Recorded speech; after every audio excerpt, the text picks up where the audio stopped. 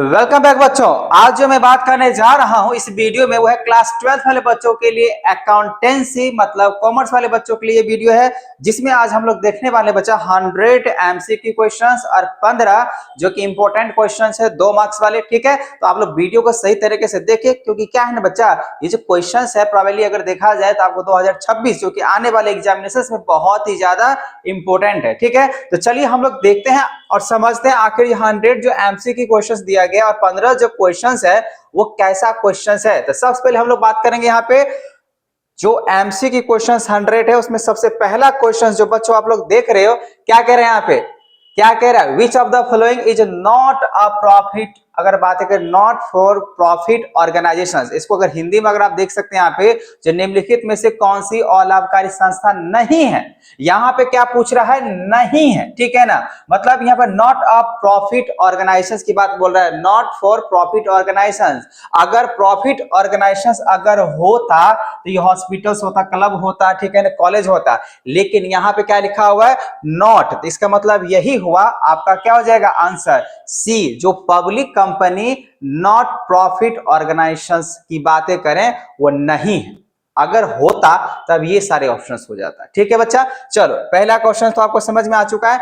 Next questions की अगर बातें करें तो यहाँ पे आप देख सकते हो, इंग्लिश और हिंदी दोनों मिला के आपको देखने पड़ेंगे। ठीक है, बोला कि यहाँ पे रिसिप्ट एंड पेमेंट अकाउंट क्या होता है। रिसिप्ट एंड पेमेंट अकाउंट की अगर बातें करें तो यहाँ पे आपको बोला कि हिंदी के हिसाब से जिसको हम लोग बोल सकते हैं प्राप्ति या भुगतान खाता, जिसने बोला कि ये व्यक्तिगत खाता है, क्या ये वास्तविक खाता है, क्या ये नाममात्र खाता है, या इनमें से कोई नहीं। तो आप लोग को मालूम होना चाहिए बच्चा, जो रिसिप्ट एंड पेमेंट की बातें करते हैं, रिसिप्ट एंड पेमेंट की बातें करते हैं, ये बिल्कुल जो है ना यहाँ पे रियल अकाउंट है। और रियल अकाउंट किसको बोल सकते हैं, जो टच कर सकते हैं। ठीक है, कितना का पैसा आया, कितना का गया, कहां पे क्या हुआ नहीं हुआ, इस सारी चीज का जो जानकारी है आपको कहां मिल जाएगा। तो हम कहेंगे यहाँ पे इसका सेकंड का आंसर क्या होगा, बी, मतलब यहाँ पे हो जाएगा real account.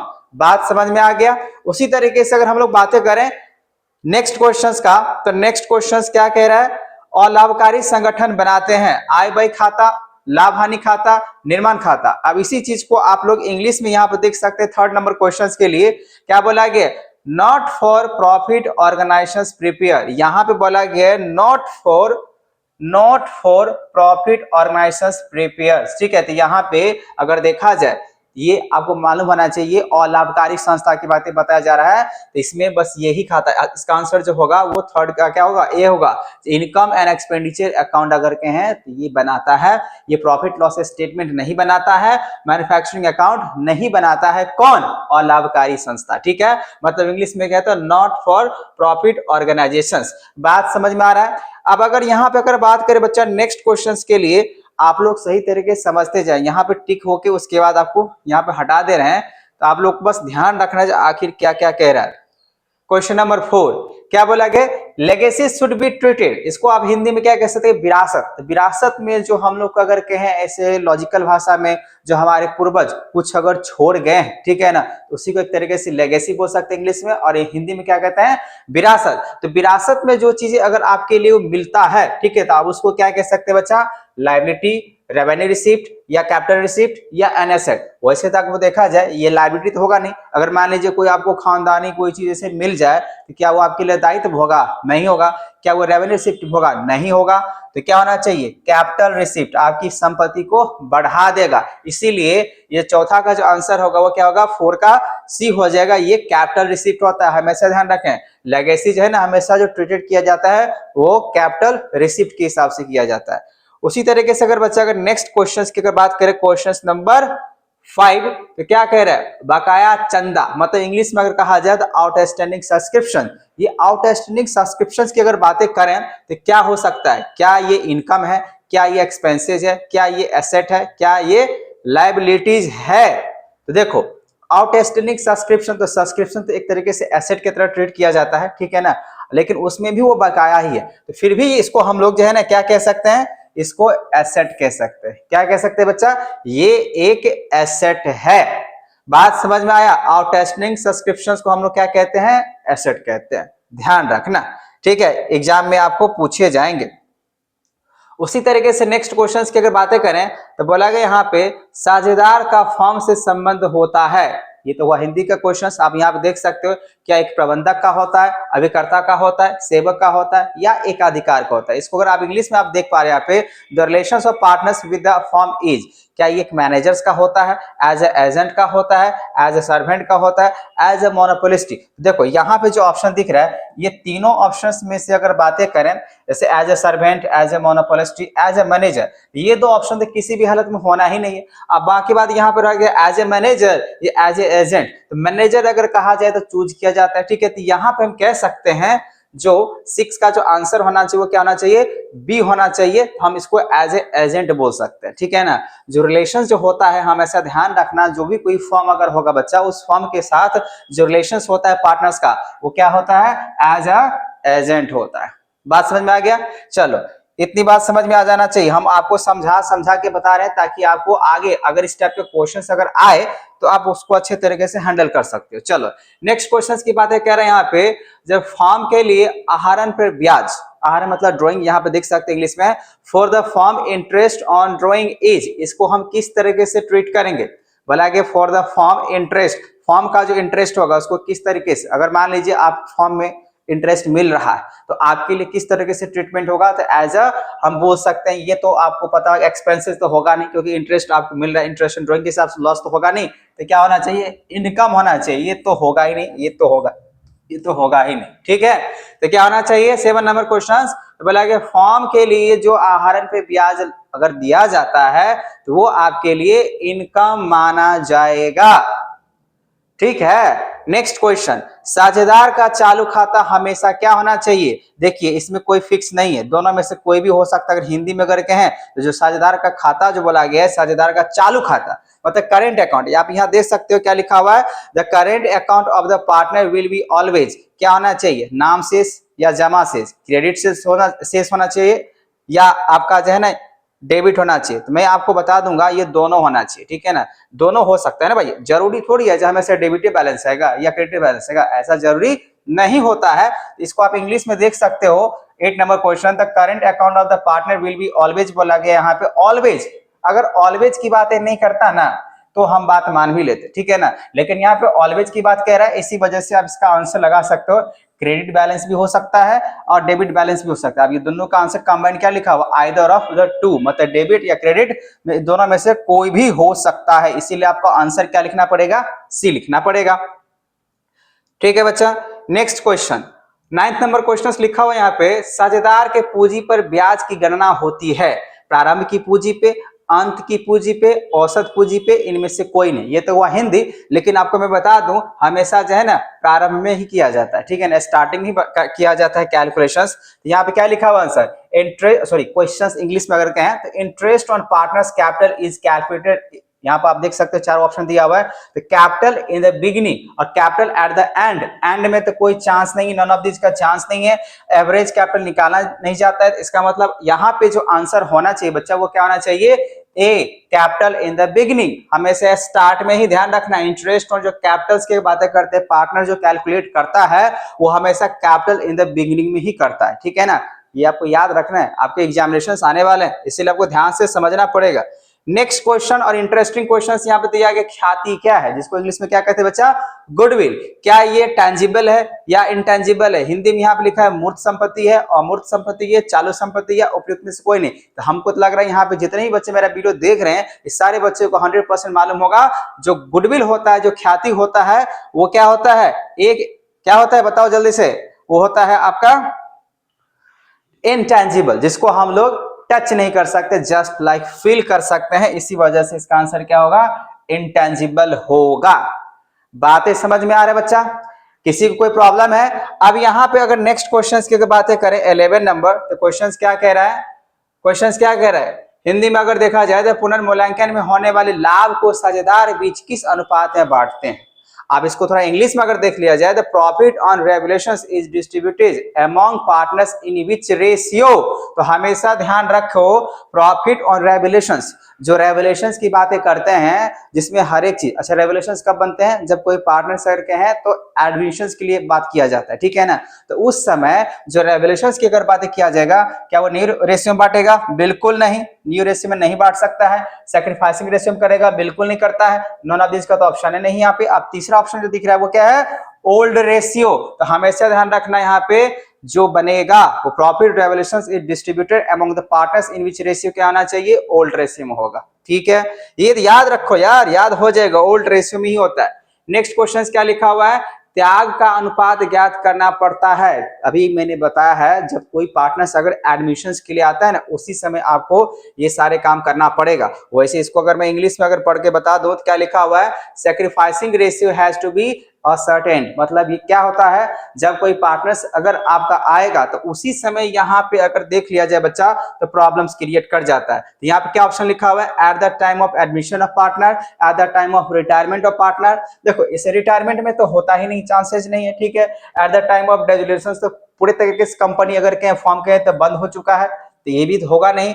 At the time of death ये भी नहीं होगा, क्योंकि इस तरीके से दोनों एक ही मैच कर जा रहा है। अब बच गए यहाँ पे ये, तो at the time of admission of partners case में ही क्या किया जाता है, त्याग का अनुपात ज्ञात करना पड़ता है, सैक्रिफाइसिंग रेशियो निकालना पड़ता है। ठीक है, बात समझ में आ गया। और यहीं पे जो है ना आपको क्वेश्चन दे भी दिया है, तो सैक्रिफाइसिंग रेशियो की अगर जब बातें किया जाएगा तो हमेशा ध्यान रखना ओल्ड माइनस क्या होता है, न्यू। ओल्ड माइनस क्या होता है बच्चा, न्यू होता है। तो अब यहाँ पे देख लो इंग्लिश में लिखा हुआ है फॉर्मूला ऑफ सैक्रिफाइसिंग रेशियो, तो इसमें से कौन सा ऑप्शन होना चाहिए, न्यू रेशियो माइनस ओल्ड, नहीं ये तो उल्टा हो गया, old ratio minus new ratio. ठीक है, तो यहाँ पे जो आंसर दिख रहा है यहाँ पे 13 का अगर बातें करें question formula of sacrificing ratio, तो क्या होना चाहिए बच्चा, ओल्ड माइनस न्यू होना चाहिए, ओल्ड माइनस न्यू। ये सब ऑप्शंस गलत है, ये सब ऑप्शंस क्या है, गलत है, ये ऑप्शन सही है। बात समझ में आ गया, चलो 13 भी समझ में आ गया।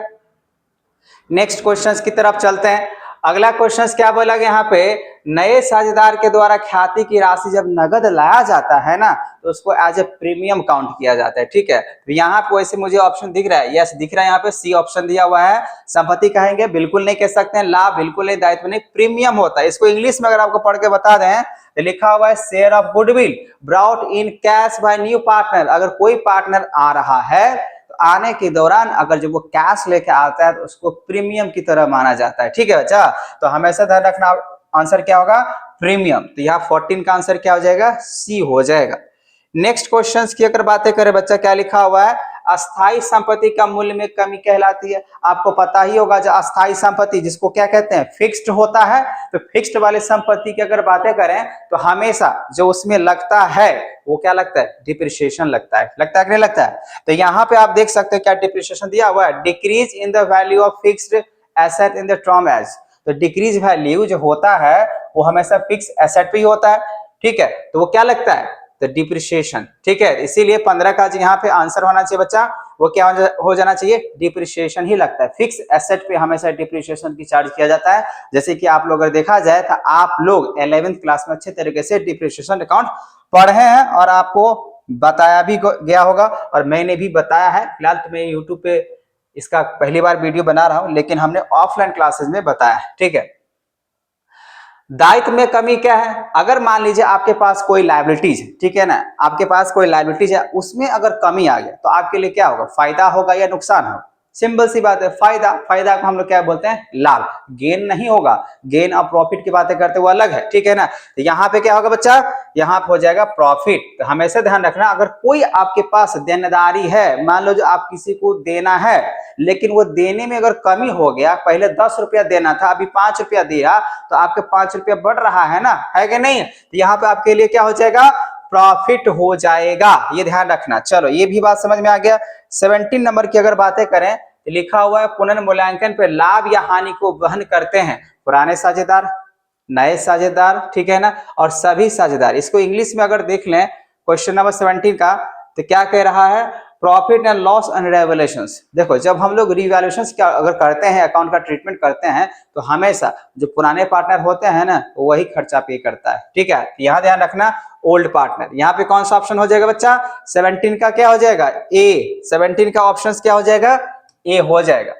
नेक्स्ट क्वेश्चन क्या लिखा हुआ है, एक साझेदारी फॉर्म में नए पार्टनर सम्मिलित किया जाता है। ठीक है, एक नया पार्टनर आता है, तो आप बताना ये है मुझे कि पुराने साझेदारों की सहमति से क्या होगा, किसी एक साझेदारी की सहमति से होगा, यह सहमति आवश्यक ही नहीं है, या इनमें से कोई नहीं। तो वैसे अगर यहाँ पर अगर देख लिया जाए बच्चा, तो क्या दिया हुआ इंग्लिश में, a new partner can be admitted into a partnership form. ठीक है, अगर मान लीजिए कोई नया पार्टनर्स अगर पार्टनर्स फॉर्म में अगर आता है, तो क्या है with the consent of old partner, क्या पुराने जो पार्टनर है उसके हिसाब से आना चाहिए उसको, या हम कह सकते हैं कोई एक पार्टनर कह देगा तो उसके मन से होना चाहिए, या कंसेंट बनेगा ही नहीं। तो यहाँ पर अगर देखें तो देखिए वैसे तो लग रहा है ये तो गलत है ही है, क्योंकि यहाँ पे ऐसा होना ही नहीं चाहिए, नन ऑफ दिस का ऑप्शन ही नहीं है। अब with the consent of one partner, अब मान लो कोई 5 पार्टनर से कोई बिजनेस किया है, तुम लोग कोई दुकान चला रहे हो कुछ भी कर रहे हो, 5 को पार्टनर हो, अब कोई छठा पार्टनर आना चाहता है, उसमें 5 में से कोई क्यों कहेगा नहीं इसको आने दो, नहीं चल सकता है। तो जो 5 पार्टनर है ओल्ड पार्टनर होगा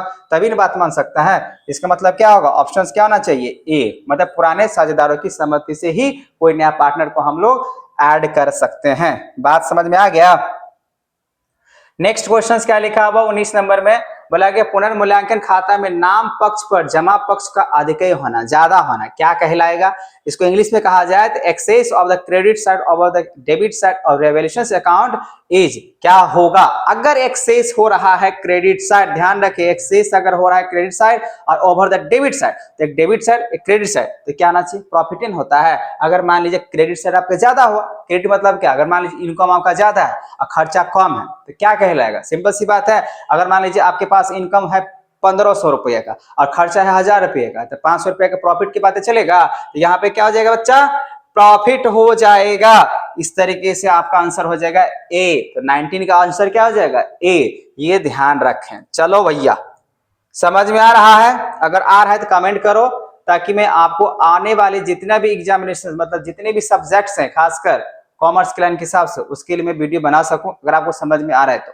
बोला गया यहाँ पे अलिखित दायित्व को नए आर्थिक चिट्ठे में पृथक रूप से दिखाया जाता है। इसमें ऑप्शन दिया दायित्व पक्ष, संपत्ति पक्ष, दोनों पक्ष, या इसमें से कोई नहीं। देखो इंग्लिश में अगर देखा जाए यहाँ पे अनरिकॉर्डेड लाइबिलिटीज, मतलब पहले कोई लाइबिलिटीज था ही नहीं, ठीक है ना, उसको अगर हम लोग यहाँ पर अगर देख रहे हैं अगर आ रहा है तो आप उसको बैलेंस शीट में कहाँ दिखाओगे भैया, पहले से तो लाइबिलिटीज था नहीं, फिर से देख रहे हैं कोई रिकॉर्ड नहीं किया गया था लेकिन फिर से वो दिख रहा है जो वो लाइबिलिटीज है, इसका मतलब क्या हुआ वो लायबिलिटीज ही रहेगा, ठीक है, मतलब वो लायबिलिटीज साइड में ही हमको लिखना पड़ेगा। तो हम लायबिलिटी साइड में ही लिखेंगे, लेकिन नया बैलेंस शीट बनेगा सेपरेट उसके लिए, ठीक है ना, अनरिकॉर्डेड के लिए तो हम वहां पे दिखाते हैं। ठीक है, ठीक है कि नहीं है। आप लोग जवाब जो है ना कमेंट में करना, मैं यहाँ पे जो जवाब दे रहा हूँ वहां पे किस तरीके से बातें हो रहा है। चलो बच्चा, अब यहाँ पे एक न्यूमेरिकल क्वेश्चन आया है, बोला गया यहाँ पे ए बी और सी के मध्य बोला गया पुराना यहाँ पे लाभ विभाजन दिया गया 2:2 और 1 का, ठीक है, जिसमें से बी की अवकाश ग्रहण हो जाता है और नया जो लाभ विभाजन है वो दिया गया 3:2 दिया गया। बहुत ही सिंपल क्वेश्चन है। इसको इंग्लिश में अगर देख लिया जाए तो क्या लिखा हुआ है यहाँ पे, लिखा हुआ है द ओल्ड पार्टनर्स का जो है ना प्रॉफिट शेयरिंग रेशियो दिया हुआ है ए बी सी। तो चलो मैं यहाँ पे इसको सॉल्व करके दिखा लेता हूँ। मान लो ये ओल्ड की बात चल रहा है तो यहाँ पे लिख देते हैं ओल्ड रेशियो, ठीक है ना। अब ओल्ड रेशियो की अगर बात करें बच्चा, तो ओल्ड रेशियो के लिए जो पार्टनर्स है वो है ए, उसके बाद है बी और उसके बाद क्या है सी। आपको मालूम होना चाहिए पहले रेशियो को क्या किया जाता है सम, तो 2 और 2 कितना हो जाएगा 4 और 1 5। तो आप इसको ऐसे भी लिख सकते हो 2/5, ठीक है। उसके बाद यहाँ पे लिख सकते हो फिर से 2/5 लिख सकते हो और सी के लिख सकते हो 1/5। अब यहाँ पर अगर देखा जाए बच्चा तो इसमें से क्या कह रहा है, इसमें से क्या रहा है, इसमें से कह रहा है इस कौन सा पार्टनर्स यहाँ पे जा रहा है भैया, बी रिटायर हो रहा है, बी रिटायर हो रहा है ना, तो बी को आप यहाँ से उड़ा दो, मतलब हटा दो, कोई दिक्कत नहीं है। अब ये जो दिख रहा है ये क्या है ओल्ड रेशियो, ठीक है। अब आपका जो न्यू रेशियो दिया गया है वो न्यू रेशियो क्या दिया हुआ आपका, जो न्यू रेशियो की अगर बातें चल रहा है वो ए, अच्छा कौन पार्टनर है ए और सी की बातें चल रहा है, क्योंकि न्यू रेशियो जो बनेगा जो रहेगा वो 3:2 किसके बीच में रहेगा, क्योंकि यहां से बी तो गायब हो चुका है ना, तो बी अगर गायब हो चुका है तो रेशियो यहाँ पे दिया हुआ 3:2। इसका मतलब इसको अगर जोड़ते हैं 3 प्लस जोड़ लो, यहाँ पे 3 + 2 कितना हो जाएगा 5 होगा, तो 5 हो जाएगा यहाँ पे 5 नहीं 3/2 सॉरी 3/5, क्योंकि 3 और 2 5 हुआ ना बच्चा, 3 + 2 5, तो 3 कितना हो जाएगा 5 हो जाएगा। और उसके बाद यहाँ पे 2 है, ऊपर में क्या हो जाएगा 2/5 हो जाएगा।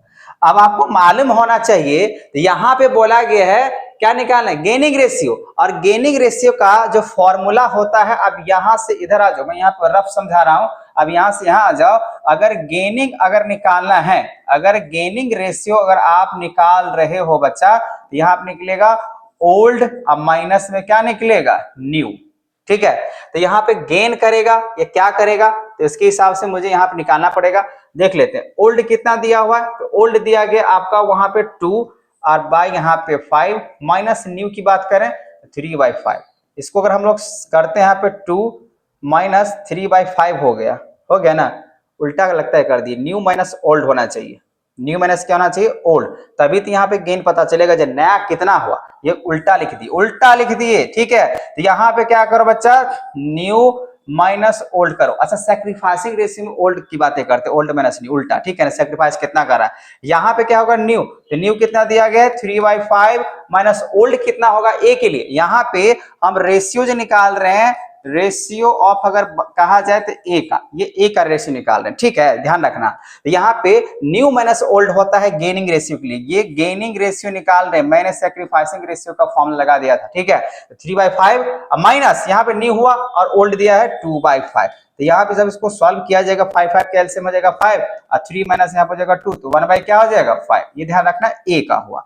उसी तरीके से अगर बी का अगर मैं निकालता हूं बच्चा, तो बी के लिए जो न्यू है वो क्या है 2/5, तो 2/5 हो गया, माइनस ओल्ड है 1/5, तो 1/5। इसको अगर सॉल्व अगर किया जाए तो इसका भी आंसर हो जाएगा 2 माइनस 1, तो 1/5। अब इसका भी 1/5 आया और इसका भी 1/5। इस रेशियो को अब हम लोग सिंपलेस्ट अगर कर, ध्यान देखो बच्चा, यहाँ पे ध्यान दो, अगर 1/5 लिखा हुआ इज टू 1/5 लिखा हुआ, अब इसको अगर सिंपलेस्ट अगर करते हैं तो 5 से हम इसका क्या करते हैं, यहाँ पे मल्टीप्लाई कर लेते हैं, एलसीएम निकाल के सिंपलेस्ट कर लेते हैं। तो 5 से 5 कैंसिल, 5 से 5 ये कैंसिल, तो 1:1। ऑप्शन देखो कहीं पे नजर आ रहा है कि नहीं नजर आ रहा है, बिल्कुल नजर आ रहा है। इसका मतलब ये कौन सा ऑप्शन होगा बच्चा, कौन सा ऑप्शन होगा, तो ऑप्शन नंबर होगा सी, ये वाला ऑप्शन होगा आंसर, ठीक है। ये कौन सा क्वेश्चन है भैया 21 का।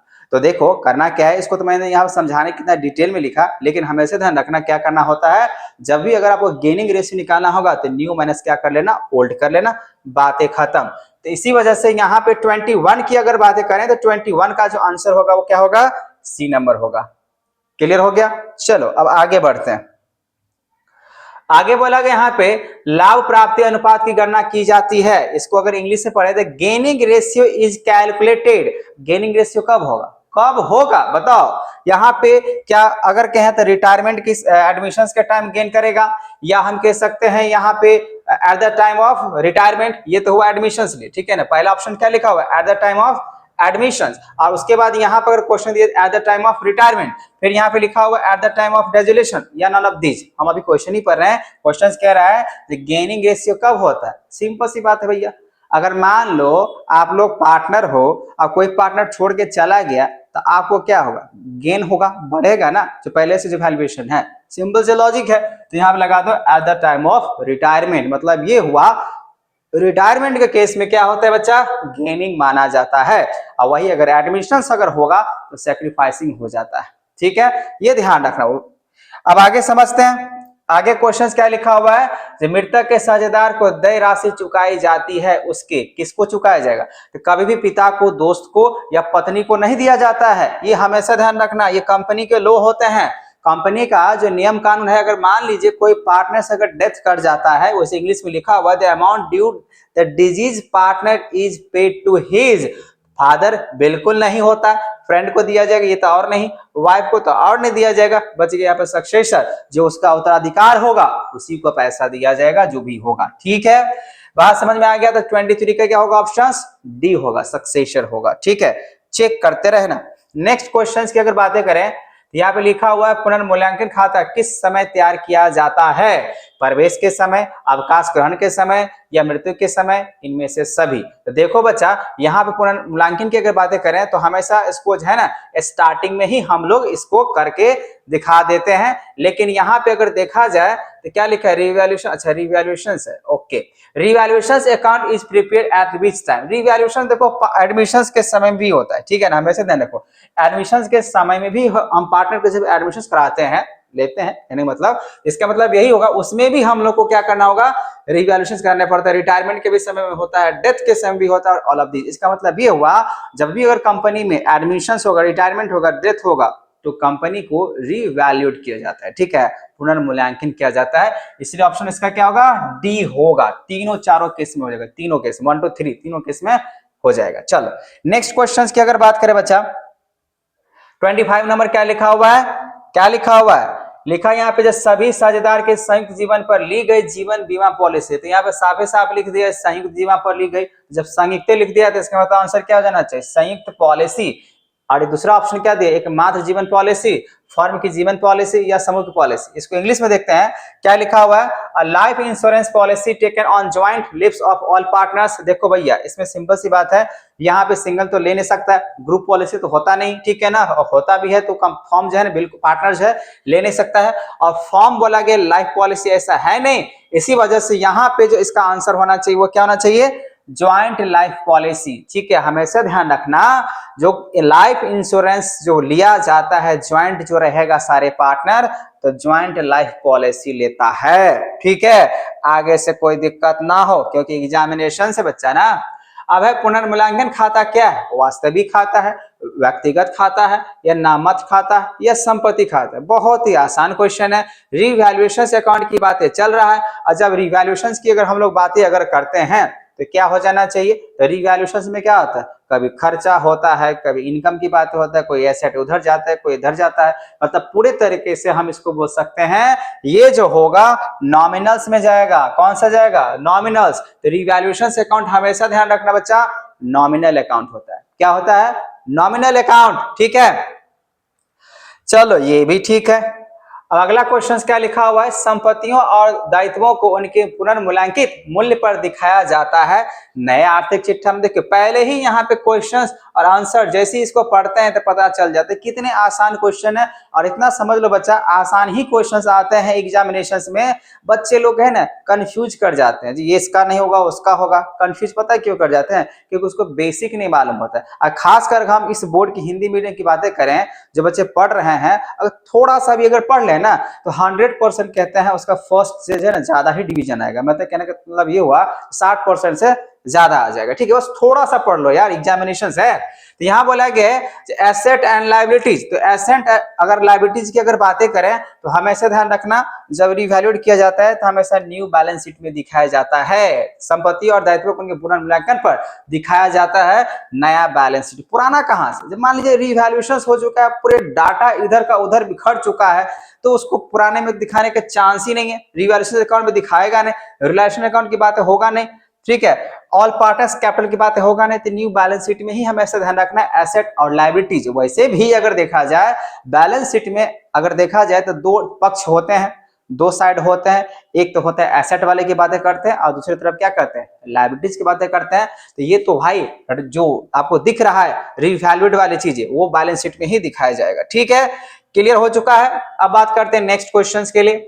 बोला गया यहाँ पे एक साझेदार के प्रवेश पर पुरानी फर्म का विघटन हो जाता है, पुराने साझेदार का पुनर्गठित होगी, पुराने साझेदार तथा फर्म दोनों का विघटन हो जाता है, ना तो साझेदार और ना ही फर्म का समापन होता है। ये तो हुआ हिंदी में। इंग्लिश में अगर देखा जाए तो बोला गया यहाँ पे जो on the admission of new partner. अब सिंपल सा क्वेश्चन है बच्चा, अगर मान लो कोई पार्टनर्स अगर एडमिशन अगर लेके आता है, ठीक है, फॉर्म में, तो उसके साथ अगर देखा जाए तो क्या हो सकता है, ओल्ड फॉर्म डिसॉल्व होगा, बिल्कुल नहीं होगा, जो जैसा है वैसा ही रहेगा। दूसरा ऑप्शन क्या लिखा है, ओल्ड पार्टनरशिप इज रिकॉन्स्टिट्यूटेड, बिल्कुल सही जवाब। यहीं पे आपका जवाब मिल चुका है, जो पुराने पार्टनर होगा ना उस पुराने पार्टनर के साथ क्या होगा, पुनर्गठित हो जाएगा। ठीक है, पुनर्गठित हो जाएगा। अब बाकी बात बोथ लिखा है यहाँ पे, ओल्ड पार्टनर्स और फर्म आर डिसॉल्व, ऐसा कैसे हो सकता है भैया, ऐसे थोड़ी होता है। Neither partners nor firm is dissolve, इसमें से ठीक है, ये तो दोनों में से कोई होने का चांस ही नहीं। हम बात यहाँ पे करेंगे ये सबसे बेस्ट ऑप्शन क्या नजर आ रहा है, सबसे बेस्ट ऑप्शन मुझे नजर आ रहा है यहाँ पे, ये होगा बी होगा, ओल्ड पार्टनरशिप इज रिकॉन्स्टिट्यूटेड होता है जब कोई पार्टनर्स अगर एडमिशन लेता है नया नया। ठीक है, इसीलिए इसका आंसर क्या हो जाएगा, 28 का जो ऑप्शन है वो कौन सा है बच्चा, बी नंबर है। हिंदी और इंग्लिश दोनों में से टिक लगा दिए। बात समझ में आ रहा है। नेक्स्ट क्वेश्चन क्या लिखा है, वसूली खाता क्या है, रिलेशंस अकाउंट एक तरीके से क्या है, क्या ये नॉमिनल अकाउंट है, क्या ये आपका रियल अकाउंट है, ठीक है ना, क्या ये आपका पर्सनल अकाउंट है, या real account as well as personal account है। साफ साफ यहाँ पे दिख रहा है, अभी अभी मैंने बताया था कोई भी अगर चीज इधर उधर होता है रिलेशंस भी करते हैं, ये नॉमिनल अकाउंट ही है। कौन सा अकाउंट है भैया, नॉमिनल अकाउंट होता है। ये बात समझ में आ गया, ये नॉमिनल अकाउंट है। चलो 30 की तरफ बढ़ते हैं। क्वेश्चन नंबर 30 बोला गया है समापन व्यय को वसूली खाते के किस पक्ष में किया जाता है। इंग्लिश में अगर देखा जाए जो रिलेशंस अकाउंट है, ठीक है ना, sorry, realisation expenses are recorded on which the side of realisation account. बात समझ में यहाँ पर आ रहा है। क्वेश्चन में क्या बोला गया है, जो भी रिलेशंस का एक्सपेंसेज होता है जो रिकॉर्ड करते हैं हम लोग बच्चा, क्या वो लायबिलिटी साइड में लिखते हैं, क्या वो डेबिट साइड में लिखते हैं, डेबिट साइड में लिखते हैं, या एसेट साइड में लिखते हैं, या क्रेडिट साइड में लिखते हैं। तो देखो लायबिलिटी साइड में तो लिखते नहीं है, पहली बात तो ये नहीं लिखते हैं। जितने भी रिलेशंस एक्सपेंसेस होता है हम लोग लायबिलिटी साइड में नहीं लिखेंगे, ये हमेशा ध्यान रखना। दूसरी तरफ अगर यहाँ पर डेबिट की अगर बातें चल रहा है और एसेट की बात, एसेट भी नहीं लिखते हैं, क्रेडिट साइड में लिखते हैं, तो क्या लिखते हैं, डेबिट साइड में लिखते हैं। ठीक है, किस क्या आंसर हो जाएगा इसका, डेबिट। तो ये डेबिट साइड में इसको लिखते हैं बच्चा। चलो ये बात समझ में आ गया। क्या मैंने बोला अभी यहाँ पे, मैंने बोला जो रिलेशन एक्सपेंसेस को हम लोग जो है ट्रीट जो करते हैं, जो साइड में लिखते हैं, वो कौन सा, डेबिट में। ठीक है, चलो आगे बढ़ो, आगे बढ़ो। अगला क्वेश्चन देखते हो। 100 क्वेश्चन हम लोग करने हैं। बोला कि यहाँ पे फर्म के विघटन के समय साझेदारी के पूंजी खाते को क्रेडिट बाकी भुगतान किया जाता है। क्या साझेदारों को, फर्म को, या पत्नी को, या इनमें से कोई नहीं। इसको अगर इंग्लिश में अगर देखें, ऑन डिसोल्यूशन ऑफ फर्म, ठीक है, जो डिसोल्यूशन अगर होता है फर्म का, तो क्रेडिट बैलेंस जो भी बच जाएगा, जो भी क्रेडिट बैलेंस बच जाता है, partners capital account is paid, किसको किया जाएगा, पार्टनर्स को या फर्म को, या नहीं, बिल्कुल नहीं, फर्म को तो नहीं मिलने वाला भैया, क्योंकि यहाँ पे बोला गया डिसोल्यूशन हो चुका है, पार्टनर्स का डिसोल्यूशन हुआ है, ना कि फर्म का। इसी वजह से तो फर्म को तो मिलेगा नहीं, पत्नी को दिया जाता ही नहीं, ठीक है ना, इसी वजह से क्या होगा, पार्टनर होगा। सो ये हुआ 31 का आंसर, जो on dissolution of firm credit balance of partners capital account is paid to partners account. समझ में आ रहा है, ठीक है। अब नेक्स्ट क्वेश्चंस की अगर बातें कर लें, तो क्वेश्चंस क्या कह रहा है, जो फर्म के विघटन के समय संपत्तियों को पुस्तकीय मूल्य वसूली खाते के किस पक्ष में लिखा जाता है। क्या डेबिट में लिखा जाएगा, क्या क्रेडिट पक्ष में लिया जाएगा, क्या दायित्व पक्ष में होगा, या संपत्ति पक्ष में होगा। तो आप लोग इसको तब तक दिमाग में सोचिए। अब मैं यहाँ पे इंग्लिश में बता रहा हूँ, यहाँ पे क्या क्वेश्चन लिखा हुआ है, at the time of dissolution of firm book value of asset is recorded in which side of realisation account. आप लोगों ने सोच लिया होगा इसका आंसर क्या होना चाहिए। देखो, एट द टाइम ऑफ जब डिसोल्यूशन होता है ना, तो बुक वैल्यू का जो एसेट होता है, उसको बुक वैल्यू के एसेट को जो हम लोग लिखते हैं रिलेशन अकाउंट में, वो डेबिट में लिखते हैं। कहाँ लिखते हैं, डेबिट में। एक बात बता दे बच्चा लोग, जैसे मैं यहाँ पे क्वेश्चन सॉल्व कर रहा हूँ ना पढ़ के, तो उससे पहले आप लोग अपना दिमाग जो है ना वीडियो को पॉज करके लगा सकते हो, ठीक है ना। इससे क्या होगा, आपके कॉन्फिडेंस लेवल भी बढ़ेगा। मैं यहाँ पे तो जवाब आपको दे ही रहा हूँ, ठीक है ना। इससे आपका कॉन्फिडेंस लेवल जगेगा और बढ़ेगा भी, जहां मैंने यहाँ पे इतना क्वेश्चन सही दिया है जवाब। बात समझ में आ रहा है। इसीलिए अगला क्वेश्चन जैसे मैं यहाँ पे रीड कर रहा हूँ, समझा रहा हूँ, उससे पहले आपको अगर आ रहा है तो अपने मन से कॉपी निकालो, उस पर ऑप्शन लिखो या दिमाग में रखो, ठीक है ना। दिमाग में सिंपल से कॉपी लिखने की जरूरत नहीं है, और दिमाग में रखने, इसका मैं ऑप्शन सोच रहा हूँ ए होगा, चलो सोच रहा हूँ ए है, और मैंने जैसे जवाब दिया और आपका ए है, बेस्ट ऑफ लक, आगे आपका एग्जामिनेशन सही तरीके से चला जाएगा। चलो नेक्स्ट क्वेश्चन बात करते हैं 33 नंबर। 33 नंबर यहाँ पे क्या कह रहा है, भारतीय कंपनी अधिनियम 2013 के अनुसार एक कंपनी निर्गत कर सकती है सिर्फ समता अंश, सिर्फ पूर्वाधिकारी अंश, समता और पूर्वाधिकारी अंश हो सकता है, इनमें से कोई नहीं। तो मैंने यहाँ पे तो बता दिया। वैसे बोला गया under the provisions of the Indian companies act 2013 a company can issue on equity share, बिल्कुल नहीं कर सकता है। ओनली प्रेफरेंस शेयर, बिल्कुल नहीं कर सकता है। नॉन ऑफ दिस, बिल्कुल नहीं है। आंसर क्या है, सी, इक्विटी एंड प्रेफरेंस शेयर। बच्चा क्या करता है, प्रोविजंस में लिखा हुआ है कंपनी का जो एक्ट है 2013, जो उसमें जो भी कंपनी की बातें करते हैं वो इक्विटी एंड प्रेफरेंस शेयर, ये दोनों को दोनों ने क्या करता है, इशू करता है। इसी वजह से 33 का जो आंसर होगा वो क्या हो जाएगा बच्चा, सी हो जाएगा। समझ में आ गया, समझ में आ रहा है कि नहीं आ रहा है। ये सब याद करने की जरूरत है, एक बार पढ़ लोगे ना। और वैसे भी ये मेरा वीडियो अगर देख लोगे तो हम यहाँ पे समझा की बात करें, मैं यहाँ पे सीधा डायरेक्ट ऑप्शन नहीं लिख रहा हूँ, ठीक है। अब आगे बोला गया यहाँ पे, जो कंपनी अपने अंशों को प्रीमियम पर भुगतान, भारतीय कंपनी अधिनियम 2013 को किस धारा के अंतर्गत जारी करती है। पहला है 52, 53, 54 और 66। तो यहाँ पे जैसे कि मैं देख यहाँ पा रहा हूँ, जो कंपनीज एक्ट जो 2013 है उसमें साफ साफ लिखा हुआ है, कंपनी जब इशू करती है शेयर ऑफ प्रीमियम, ठीक है ना, अंडर विच सेक्शन, तो सेक्शन है 52। ये सेक्शन याद कर लेना। एनसीईआरटी बुक में या रेफरेंस बुक में अगर बातें करें तो हर एक चीज के बारे में सेक्शन की बातें थोड़ा बहुत लिखा हो, पूरे डिटेल में नहीं है, तो आप सेक्शन जरूर याद कर लेना बच्चा, ठीक है। तो company issue its share at premium under the which section, companies act 2013 के हिसाब से अगर देखें तो 52, ठीक है। नेक्स्ट क्वेश्चंस की बात करते हैं। नेक्स्ट क्वेश्चंस क्या बोला गया यहाँ पे, जो अंश आवेदन खाता क्या है, इसको अगर हिंदी में अगर देखें, थोड़ी हिंदी में था, अंश आवेदन खाता क्या है, व्यक्तिगत खाता है, अव्यक्तिगत खाता है, वास्तविक खाता है, क्या ये नामात्र खाता है। इसको इंग्लिश में देखें, शेयर एप्लीकेशन। आप बताओ बच्चा, कोई भी अगर एप्लीकेशंस देगा कंपनी को, जो मुझे इतना का शेयर चाहिए, मैं शेयर परचेज कर रहा हूं, तो शेयर एप्लीकेशंस कर कौन रहा है, इंसान है कि नहीं, इंसान है ना भाई। स्टॉक मार्केट में अगर बातें करें, जानवर तो होता नहीं है। इसका मतलब ये हुआ, जो इंसान है वो इंसान क्या है, पर्सनल है, रियल है या नॉमिनल है, बताओ। तो वो हो जाएगा पर्सनल, है ना। तो इसीलिए इसका आंसर क्या हो जाएगा, पर्सनल। तो शेयर एप्लीकेशन अकाउंट जो होता है वो हमेशा पर्सनल अकाउंट ही होता है, ये दिमाग में रखना होगा, ठीक है। चलो नेक्स्ट क्वेश्चंस की बात करते हैं। नेक्स्ट क्वेश्चन से बोला गया यहाँ पे, जो संयुक्त पूंजी कंपनी है, वैधानिक कृत्रिम व्यक्ति, प्राकृतिक व्यक्ति, सामान्य व्यक्ति या इनमें से कोई नहीं। तो मैंने अभी बताया वैसे ये जॉइंट स्टॉक कंपनी, देखो कंपनी जो होता है ना, वो एक आर्टिफिशियल एसोसिएशन ही होता है, जो मेमोरेंडम ऑफ एसोसिएशन के हिसाब से वो लीगली अगर कहें तो ऑथेंटिक होता है, मतलब कंपनी। तो कोई भी अगर कंपनी की अगर बातें कर रहे हैं, वो एक आर्टिफिशियल ही होता है, ठीक है। इसी वजह से यहाँ पे नेचुरली तो कोई अपने आप जो है जन्म के समय तो कंपनी लेके तो आता नहीं है, तो नेचुरल की बातें करेंगे ही नहीं, नॉन ऑफ दिस की बातें होगा नहीं। और ये जनरल पर्सन की बातें नहीं होता है, ये आर्टिफिशियल लीगल पर्सन की होता है, जहां पे लीगलाइज होगा ना वही होता है। तो जॉइंट स्टॉक जो कंपनी होगा वो क्या होता है, एन आर्टिफिशियल लीगल पर्सन होता है, ठीक है।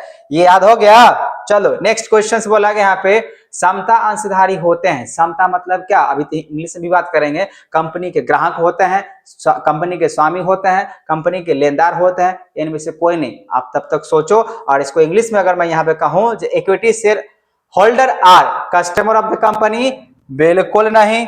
कंपनी के जो है कस्टमर तो बिल्कुल नहीं होता है इक्विटी शेयर होल्डर वाले।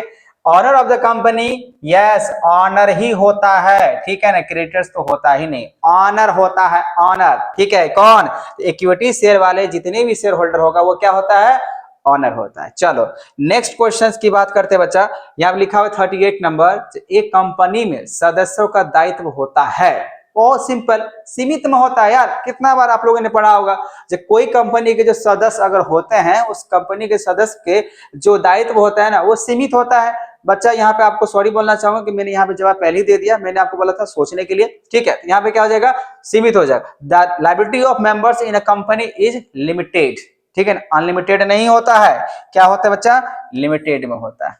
बात समझ में आ गया। चलो नेक्स्ट क्वेश्चन की तरफ चलते हैं। आप बोला गया है, एक निजी कंपनी में सदस्यों की अधिकतम संख्या कितनी होगी। ये तो बहुत ही अच्छे तरीके से मालूम है बच्चा आपको। जब maximum number of member in A private company कितने होते हैं, तो मैक्सिमम जो होता है, क्या वो 7 होता है, क्या 200 होता है, या 50 होता है, 50 होता है, या यहाँ पे 100 होगा। तो आपको मालूम होना चाहिए, इसका आंसर क्या होना चाहिए, बी, मैक्सिमम 200 होते हैं, कोई भी अगर प्राइवेट कंपनी की बातें कर रहे हैं तो, ठीक है। समझ में आ रहा है। अब अगला क्वेश्चन क्या लिखा है यहाँ पे, जो अंशधारियों को कंपनी से मिलता है ब्याज, कमीशन, लाभ या लाभांश। ये तो हुआ हिंदी, आप लोग तब तक सोचो, या इंग्लिश में भी क्वेश्चन दिख रहा होगा। अब इसको अगर मैं बता दूं, जो share holder receive from the company का इंटरेस्ट, बिल्कुल नहीं, ठीक है, वो इंटरनली मामला है। इंटरेस्ट बिल्कुल नहीं माना जाएगा यहाँ पे, शेयर होल्डर रिसीव जो करेगा कंपनी के हिसाब से। कमीशन वो तो नहीं होता है, प्रॉफिट वो होता है, लेकिन यहाँ पे बातें नहीं होगा, ये होगा, क्या होगा, डिविडेंड। क्या मिलता है शेयर होल्डर को, क्या मिलता है, डिविडेंड मिलता है, ठीक है। उसको हिंदी में क्या कहते हैं, लाभांश, ठीक है। लाभ और लाभांश में फर्क होता है, ठीक है। और जिन बच्चे को मालूम है वो कमेंट सेक्शन में जरूर जवाब देना, जो आखिर प्रॉफिट और डिविडेंड में क्या डिफरेंसेस है, ठीक है। यहाँ पे आपको ये बात समझ में आ गया। फिलहाल के इसके आंसर तो मैंने बता दिया, डिविडेंड होगा। नेक्स्ट क्वेश्चन क्या कह रहा है बच्चा, अंशों का जो निर्गमन होगा, ठीक है, जो भी अगर अंश होता है तो अंश का जो निर्गमन होगा वो क्या किया जा सकता है, समूल पे किया जाता है, प्रीमियम पे किया जाता है, भट्टे पे किया जाता है, उपरोक्त सभी तो आपको मालूम ही होगा। इसमें से जितने भी आपको दिख रहे हैं एट पार पे भी होता है, एट प्रीमियम पे भी होता है, एट डिस्काउंट पे भी होता है, और चौथा तो ऑप्शन यहाँ पे जो लिखा है ऑल ऑफ द एबव, इसी वजह से क्या होगा, ऑल ऑफ द एबव इसका आंसर हो जाएगा। समझ में आ गया। एट पार पे भी हम लोग जो है ना शेयर इश्यू करते हैं, एट प्रीमियम पे भी करते हैं और एट डिस्काउंट पे भी करते हैं। ठीक है बच्चा, ये बात क्लियर हो गया। नेक्स्ट क्वेश्चंस की अगर बातें करें तो लिखा यहाँ पे ये है जो 42 जो दिख रहा है तालिका एफ, ठीक है ना, के अनुसार बकाया याचना पर ब्याज की दर जो प्रभावित किया जाएगा प्रभावित है 5%, 6%, 10% या 11%। आप लोग सोचो कितना परसेंटेज है ना दिया जाता है। Interest on calls in arrear बकाया, यहाँ पे लिखा है अनुसार बकाया, ठीक है, कॉल्स इन एरियर, जब कंपनी के द्वारा कॉल्स मनी मांगा जाता है नहीं दिया जाता है तो एरियर चला जाता है, उसी को हम लोग क्या बोलते हैं, कॉल्स इन एरियर। तो बोला गया एक टेबल ऐप है, उस टेबल ऐप में बोला गया कि कितने चार्ज अप्लाई किया जाएगा। Interest on calls in arrear is charge according to table F at 5%, 6%, 10% या डी 11%। क्या आंसर होना चाहिए बच्चा, तो सी 10%। 42 का अगर बातें करें क्या हो जाएगा बच्चा, यहाँ पे सी हो जाएगा, 10% ही टेबल एफ में लिखा हुआ है। नेक्स्ट क्वेश्चन क्या लिखा हुआ है, discount allowed on reissue of forfeited share is debited to share capital account, share forfeited account, statement profit and loss, general reserve. तब तक आप हिंदी में पढ़ लिए होंगे क्या इसका होना चाहिए, ठीक है ना। जो बोला गया यहाँ पे जो हरण किए गए अंश का जो पुनर्निगमन होगा, ठीक है, पुनः जो निर्गमन होगा उसमें बोला गया पर दी गई छूट को डेबिट किया जाता है अंश पूंजी खाता में, अंश हरण खाता में, लाभ हानि विवरण में या सामान्य संचय खाता में। तो यहाँ पे जो आंसर होना चाहिए बच्चा क्या होना चाहिए, जनरल रिजर्व में होना चाहिए। जब भी डिस्काउंट अलाउड किया जाता है और उसके बाद उसको जब री इशू किया जाता है फॉर फीचर्स वाले को, ठीक है ना, शेयर्स को, तो उसको जो हमेशा हम लोग जो ट्रीटमेंट करते हैं बच्चा वो किसमें करते हैं। जैसे एक मिनट यहाँ पे क्वेश्चन क्या लिखा हुआ है, डिस्काउंट अलाउड, ठीक है ना, डिस्काउंट अलाउड किया गया, ठीक है, री इश्यू फॉरफिटेड हुआ, शेयर इज डेबिटेड, इसको जो है ना हम लोग शेयर फॉरफिटेड अकाउंट में डाल दो। कहां पे डालेंगे, शेयर फॉरफिटेड अकाउंट में। बताना यहाँ पे सही है गलत है, ठीक है। तो हम क्या करेंगे, discount allowed on reissue of forfeited share is debited to share forfeited account में यहाँ पे चला जाएगा, ठीक है, शेयर फॉरफिटेड में जाएगा, मेरे हिसाब से यही होगा, ठीक है। ये नहीं जाता है, अभी जाएगा, दूसरे की बात करेंगे। कंपनी का उदाहरण है Ambedkar Brothers, Bata, Bharat and Sons, Patna विश्वविद्यालय, ठीक है, ये तो आपने देख लिया। इसको इंग्लिश में देखते हैं। बोला गया है example of company is Ambedkar Brothers, Bata, Bharat and Sons और पटना यूनिवर्सिटी। आप बताओ, यहाँ पे सब नामे के बता रहा है। वैसे देखो अंबेडकर ब्रदर्स भी हो सकता है, लेकिन इसमें अगर लिखा हुआ रहता है प्राइवेट लिमिटेड एलटीडी ऐसे करके कुछ, ठीक है, इस वजह से ये तो होगा नहीं, ये तो होगा नहीं, ठीक है ना। पटना यूनिवर्सिटी तो एक तरीके से संस्था है, इसमें तो होगा नहीं। हाँ, ये भी कंपनी बन सकती है लेकिन संस्था है तो इसका बात होगा नहीं। बाटा हम लोग सुने हैं, ठीक है ना, बाटा कंपनी है कि नहीं है, चप्पल जूता की बात है, तो बाटा हो सकता है, ठीक है। तो ये क्या होगा, ये कंपनी का एग्जाम्पल है, इसीलिए आप क्या करो बच्चा, ये बाटा पर टिक लगा दो, ठीक है, बाटा पे क्या लगा दो, टिक लगा दो, यही होगा, ठीक है। नेक्स्ट क्वेश्चंस की अगर बातें करें, क्वेश्चन नंबर नेक्स्ट क्या बोला गया, एक नई कंपनी अपने अंशों का जो निर्गमन नहीं कर सकती है समूल्य पे, प्रीमियम पर, कटौती पर या अंकित मूल्य पर। देखो, a new company can not issue its share, जब कोई नया कंपनी होता है ना तो प्रीमियम पे पहली बात पैसा दे नहीं सकता है, ठीक है ना, प्रीमियम पे कभी इशू शेयर नहीं कर सकता है। पैसा देने का मतलब यहाँ पे इशू जो है ना शेयर बिल्कुल नहीं कर सकता है जब नया कंपनी होता है, किसी भी तरीके से गुडविल तो बना हुआ है नहीं, ठीक है, इस वजह से प्रीमियम पे तो होगा नहीं। एट पार पे चांस तो है लेकिन उसका उतना कोई पैसा शेयर क्या बोलते हैं उसको लेने वाला है नहीं, फेस वैल्यू जितना होगा उसके हिसाब से। तो यहाँ पे मुझे लग रहा है जो क्या होना चाहिए, discount. A new company can not issue it's discount, ठीक है। तो यहाँ पे अगर बातें करें कैन नॉट की बात बोला गया, new company can not issue its share. अच्छा देखो, हम तब से जो है ना यहाँ पे बातें करते हैं, यहाँ पे एट पार पे कर सकता है, एट प्रीमियम भी कर सकता है, फेस वैल्यू भी कर सकते हैं, लेकिन डिस्काउंट पे नहीं कर सकता है, ये डिस्काउंट पे नहीं करेगा, ठीक है। 45 का आंसर क्या हो जाएगा, सी नंबर, ठीक है बच्चा।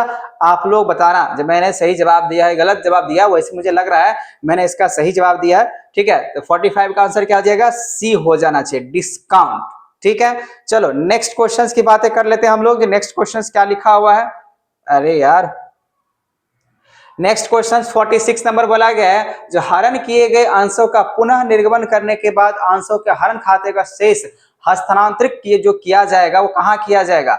लाभ हानि विवरण में, अंश पूंजी खाता में, पूंजी संचित खाता में या सामान्य संचय खाता में। हाँ, यहाँ पे अगर हम लोग जवाब अगर दें तो ये जवाब जो है ना हम लोग के लिए क्या होना चाहिए? The balance of forfeited share account after री इशू। ध्यान समझना, यहाँ पे क्वेश्चन इंटरेस्टिंग है, लेकिन क्या लिखा हुआ है? The balance of forfeited share, जितने भी अगर मान लीजिए फॉरफिटेड वाले बैलेंस है अकाउंट आफ्टर री इशू किया जाएगा फॉरफिटेड शेयर्स का, जिसका जो ट्रांसफर होगा क्या स्टेटमेंट प्रॉफिट लॉस में होगा, शेयर कैपिटल्स में होगा, कैपिटल रिजर्व में होगा या जनरल रिजर्व में होगा? देखो बच्चा, यहाँ पे स्टेटमेंट प्रॉफिट लॉस तो होगा नहीं, शेयर कैपिटल्स में हम लोग ट्रांसफर करते नहीं, बच गया ये दोनों, तो ये कैपिटल रिजर्व है और ये जनरल रिजर्व है। जनरल रिजर्व में हम लोग भेजते नहीं है, तो किस में भेज देंगे? यहाँ पे 46 का अगर बातें करें तो कैपिटल रिजर्व में हम लोग इसको भेज सकते हैं। बात समझ में आ गया? कहाँ भेज देते हैं? कैपिटल रिजर्व, और इसमें ही भेजना पड़ेगा, ठीक है ना, यही सही आंसर है। चलो नेक्स्ट क्वेश्चन की अगर बातें करें, बोला कि यहाँ पे जो ऋण जो पत्र होते हैं वो क्या है? ऋण पत्र का जो प्रमाण पत्र है, नगद का प्रमाण पत्र है या साख का प्रमाण पत्र है या पूंजी का प्रमाण पत्र है? डिबेंचर से क्या है? सिंपल सी बातें हैं, हम लोग इसको बोल सकते हैं ये एक लोन होता है। डिबेंचर जो होता है वो चाहे क्या होता है? लोन, इसीलिए आंसर इसका क्या हो जाएगा? लोन सर्टिफिकेट कह सकते हैं इसको। चलो 47 की बातें हो गया। अब यहाँ पे अगर हम लोग बातें करें तो क्वेश्चन नंबर 48 बोला कि डिबेंचर्स कैरी इंटरेस्ट एट कितने परसेंट किया जाएगा? डिबेंचर्स की अगर बातें करें, जो डिबेंचर्स पर जो ब्याज लगता है वो 5%, 6%, 12% या निश्चित दर। देखो यहाँ पे लगता है निश्चित दर, ठीक है, फिक्स्ड रेट हम बोल सकते हैं, ठीक है ना। क्या हो जाएगा? फिक्स्ड रेट के साथ है ना ऋण पत्र पे ब्याज होता है, फिक्स्ड रेट पे होता है। ये भी बात समझ में आ गया बच्चा? अब अगला क्वेश्चन की बातें करें तो लिखा हुआ है ऋण पत्रधारी जो होता है वो कंपनी के स्वामी होते हैं, कंपनी के ग्राहक होते हैं, कंपनी के लेनदार होते हैं या कंपनी के प्रवर्तक होते हैं। वही इसको अगर हम लोग इंग्लिश में बातें करें तो बोला कि डिबेंचर्स जो होल्डर्स होते हैं ऑनर्स ऑफ द कंपनी बिल्कुल नहीं होते हैं, ठीक है ना। उसी तरीके से अगर हम लोग अगर बातें करें customer of the company, customer भी नहीं होता है। Credit of the company, promoters तो होता नहीं, मेरे हिसाब से क्रेडिटर्स ऑफ द कंपनी होगा। कौन सा ऑप्शन होगा सही? सी ऑप्शन होगा, क्रेडिटर्स ऑफ द कंपनी होगा। डिबेंचर्स जो होल्डर्स होता है वो हमेशा क्या होता है? क्रेडिटर्स ऑफ द कंपनी होता है, ये होता है, ठीक है। यहां तक बात समझ में आ गया बच्चा? नेक्स्ट क्वेश्चंस की अगर बातें करें तो क्या लिखा हुआ है यहाँ पे? जो साधारणतः जो ऋण पत्र होते हैं वो क्या होते हैं? सुरक्षित होते हैं और शांत सुरक्षित होते हैं, असुरक्षित होते हैं या इनमें से कोई नहीं। इंग्लिश में कहा जाए तो जनरली डिबेंचर्स आर क्या होगा? सिक्योर्ड, पार्शियली सिक्योर्ड या अनसिक्योर्ड या नन ऑफ दिस। तो देखो बच्चा, जनरली जो क्या बोलते हैं डिबेंचर जो होता है ना वो हमेशा सिक्योर्ड ही होता है। क्या होता है? सिक्योर्ड माना जाता है। बातें आपको समझ में आ रहा है? अगर नहीं आ रहा है, किसी क्वेश्चन में अगर ऑब्जेक्शन है तो आप मुझे कमेंट कर सकते हो, ठीक है। चलो नेक्स्ट क्वेश्चन देखते हैं। अगला क्वेश्चन जो हम लोग यहाँ पे देखने वाले हैं वो क्वेश्चन कौन सा होगा? 51 वाला, ठीक है। तो 51 क्या क्वेश्चन कह रहा है? ऋण पत्र जो होते हैं, जो ऋण पत्र वो क्या होगा? ठीक है, ऋण पत्र का जो प्रतिफल है वो क्या होता है? लाभ होता है, लाभांश होता है, ब्याज या व्यय होता है, ठीक है। ये तो हुआ हिंदी में, तब तक आप लोग सोचो। और यहाँ पे अगर मैं इंग्लिश में अगर बात करूं तो consideration of debentures is profit, dividend, interest या डी ऑप्शन है एक्सपेंडिचर। क्या होना चाहिए? तो बच्चा क्या होता है ना, जो कंसिडरेशन जो किया जाता है डिवेंचर्स को वो हमेशा किया जाता है इंटरेस्ट के हिसाब से, तो ये हो जाएगा इंटरेस्ट। चलो फटाफट हम लोग देख लेते हैं, ठीक है। अब अगला क्वेश्चन की अगर बातें करें तो बोला गया यहाँ पे जो ऋण पत्र शोधन पर प्रीमियम खाता है, व्यक्तिगत खाता, वास्तविक खाता, नाममात्र खाता या उच्चनत खाता होता है। इंग्लिश में अगर कहा जाए तो premium on redemption of debentures is personal account, real account, nominal account या सस्पेंशन अकाउंट। तो क्या होता है? पर्सनल अकाउंट होता है। जब भी अगर बात के प्रीमियम जो होता है ना डिबेंचर्स, हमेशा पर्सनल अकाउंट की बातें किया जाता है, ठीक है। नेक्स्ट क्वेश्चन की अगर बातें करें आगे बोला गया अधिकार अंश निर्गत किया जाते हैं प्रवर्तकों की उनकी सेवाओं के लिए, ऋण पत्रधारियों के लिए, विद्यमान अंशधारियों के लिए, उपरोक्त सभी को। Right share are issued to, right share की बातें कर रहे हैं तो प्रमोटर फॉर देयर सर्विसिंग का होगा, डिबेंचर्स होल्डर का होगा, या एग्जिस्टिंग शेयर होल्डर का होगा, या ऑल ऑफ दिस। देखो बच्चा हमेशा ध्यान रखना, जो राइट शेयर जो दिया जाता है ना वो हमेशा एग्जिस्टिंग शेयर होल्डर को ही दिया जाता है, मतलब जो मौजूदा जो होगा, जो विद्यमान अंशधारी होगा ना उसी को निर्मित किया जाता है और किसी को नहीं दिया जाता है। ठीक है, तो ऑप्शन नंबर क्या हो जाएगा इसका? सी, 53 का सी हो जाएगा। ठीक है, नेक्स्ट क्वेश्चन की बात करते हैं। कंपनी की वार्षिक रिपोर्ट जो जारी किया जाता है वो निदेशकों को होता है, लेखकों को होता है, अंशधारियों को होता है, या प्रबंधकों को होता है। ठीक है, यहाँ पे इंग्लिश में अगर देखें तो बोला कि an annual report of the company is issued to director, बिल्कुल नहीं होता है, ऑथर बिल्कुल नहीं होता है, मैनेजमेंट बिल्कुल नहीं होता है, क्या होगा? Share holder. हमेशा क्या होता है? एनुअल जो रिपोर्ट होता है कंपनी के द्वारा जो इशू किया जाएगा, ठीक है ना, an annual report of the company is issued to, किसको? शेयर होल्डर को। ठीक है, नेक्स्ट क्वेश्चन यहाँ पे कह रहा है संचालकों की रिपोर्ट कंपनी के किस भाषा में प्रस्तुत किया जाता है? संचालकों की सभा में, वार्षिक साधारण सभा में, प्रबंधकों की सभा में, या इनमें से कोई नहीं। तो यहाँ पे आपको इंग्लिश में अगर बातें करें तो लिखा हुआ है in which meeting of the company director report is क्या लिखा हुआ है? प्रेजेंटेड। बात समझ में आ गया? जो हमेशा ध्यान रखना, वैसे तो एजीएम में होता है, ऑप्शन है बोला कि in which meeting of company director report is presented, director of meeting नहीं होता है। ठीक है ना, उसके बाद अगर हम लोग बात करें एनुअल जनरल मीटिंग, यस यही होता है एजीएम, इसी को हम लोग जो है ना एजीएम कहते हैं, तो ये होगा, इसको शॉर्ट फॉर्म हुआ एनुअल जनरल मीटिंग। ऑप्शन क्या होगा इसका? 55 का ऑप्शन क्या होगा? बी, मतलब वार्षिक साधारण सभा में किया जाता है। बात समझ में आ गया? तो 55 का जो आंसर होगा बच्चा वो बी होगा, ध्यान रखना।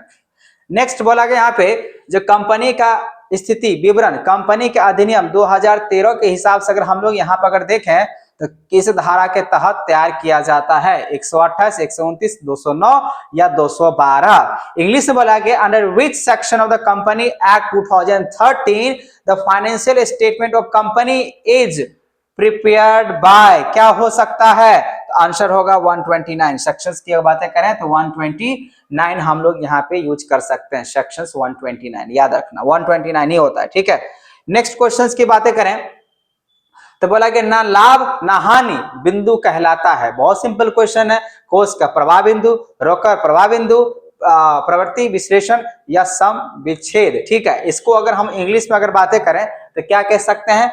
No profit no loss point is call fund flow point, cash flow point, trend analysis, break even point, और यही होगा आंसर डी ऑप्शन। क्या होगा बच्चा इसका? ऑप्शन डी होगा। ठीक है ना, मतलब हमेशा ध्यान रखना no profit no loss, break even point बराबर बराबर। ठीक है, अब अगला क्वेश्चन की अगर बातें करें, अगला क्वेश्चन बोला गया सम विच्छेद बिंदु पर उस बिंदु को कहते हैं जहां पे कुल लागत कुल बिक्री से अधिक हो, कुल लागत कुल बिक्री से कम हो, कुल लागत कुल बिक्री से आधी हो, कुल लागत और कुल बिक्री के बराबर हो। 58 नंबर की अगर बातें करें इंग्लिश में तो break even point refers to the point where total cost are more than total sales, बिल्कुल नहीं होगा। Total cost are less than total sales, ये भी नहीं होगा। Total cost are half of the total cost, ये भी नहीं होगा।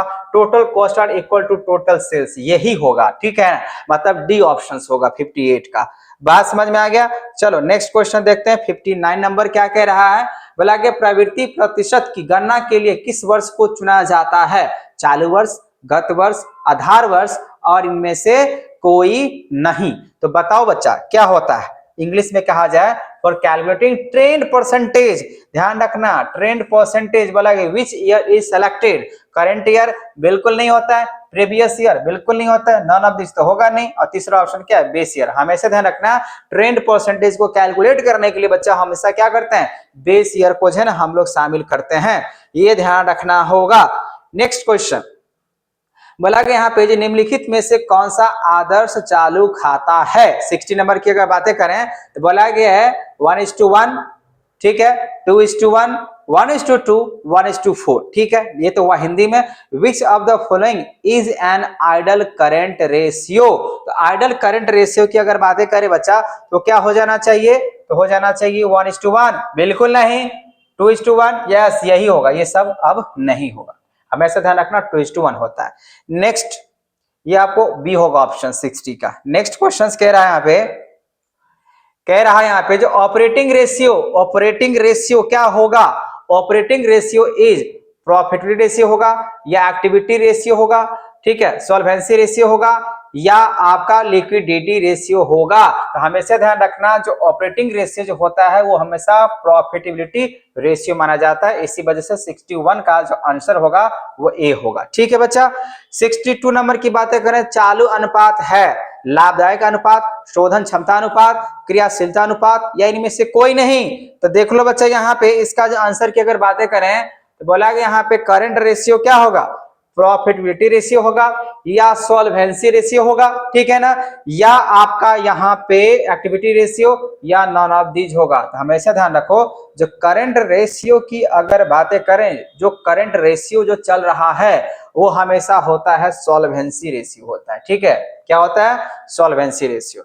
अब यहाँ पे आगे बोला गया है स्कंद आवर्त अनुपात है तरलता अनुपात, लाभदायकता अनुपात, शोधन क्षमता अनुपात या क्रियाशीलता अनुपात। इसको इंग्लिश में कहते हैं स्टॉक टर्नओवर रेशियो। क्या लिखा हुआ है? क्या ये लिक्विडिटी रेशियो है या क्या ये प्रॉफिटी रेशियो है, ठीक है ना, या सॉल्वेंसी रेशियो है या एक्टिविटी रेशियो? देखो स्टॉक टर्नओवर रेशियो जो होता है वो हमेशा एक्टिविटी रेशियो होता है। ठीक है, ये हमेशा ध्यान रखना, stock turnover ratio is activity ratio. तो 63 का जो होगा वो क्या हो जाएगा बच्चा?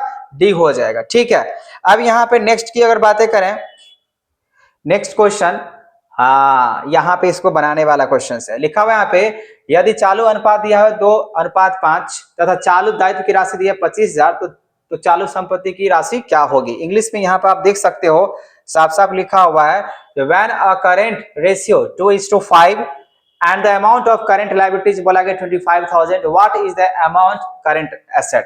देखो बच्चा करंट जो रेशियो का हम लोग बातें करते हैं इसको शॉर्ट फॉर्म में लिखते हैं। करंट रेशियो का जो फॉर्मूला होता है वो होता है करंट एसेट अबाय में होता है करंट लायबिलिटीज। ठीक है, अब करंट रेशियो की बातें करें तो क्या लिखा है? 2:5, तो यहाँ पे 2/5 लिखेंगे। करंट एसेट दिया हुआ है? नहीं दिया हुआ है, तो करंट एसेट का यही लिख देंगे। लेकिन करंट लायबिलिटीज कितना दिया हुआ है? 25,000, तो यहाँ पे क्या लिख दो? 25,000 लिख दो। ठीक है, अब इसको अगर क्रॉस मल्टीप्लाई अगर करते बच्चा तो 25,000 को 2 से अगर मल्टीप्लाई करेंगे तो कितना हो जाएगा? 50,000 होगा कि नहीं होगा? क्रॉस मल्टीप्लाई, इसको इससे गुना करना है, इसको इससे गुना करना है, तो 25,000 को 2 से करेंगे तो हो जाएगा 50,000 और गुने यहाँ पे हो जाएगा क्या? 5 CA। CA का मतलब क्या होता है? Current asset. अब इसको अगर 50,000 हुआ तो 50,000 को अगर आप 5 से अगर भाग अगर देते हो तो कैंसिल होके कितना बचेगा? 10,000। इसी वजह से जो करंट जो एसेट होगा वो कितना होगा? 10,000। क्या ऑप्शन है 10,000 का? हाँ है, तो ए ऑप्शन हो जाएगा। कौन सा ऑप्शन हो जाएगा? ए। तो हमेशा ध्यान रखना ये जो आपको दिख रहा है ना ये कैलकुलेट करने वाला रेशियो, इसके फॉर्मूला आपको याद होना चाहिए। ठीक है, तभी आपको बन सकता है क्वेश्चन। तो ये रहा आपका क्वेश्चन नंबर 64 का आंसर।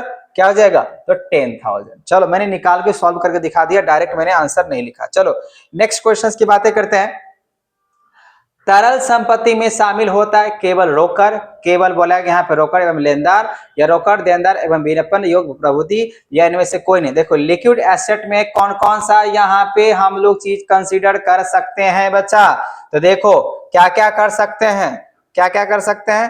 तो लिखा हुआ ओनली कैश, ऐसा तो नहीं है। ओनली कैश एंड डेप्टर्स, ऐसा भी नहीं है। नॉन ऑफ दीज, इसमें क्या है? अच्छा इसमें सब है, तो इसका मतलब ये हुआ ये आप शामिल कर लो। ठीक है, liquid asset is included cash, debtor and marketable, अगर कहें तो सिक्योरिटीज भी आता है।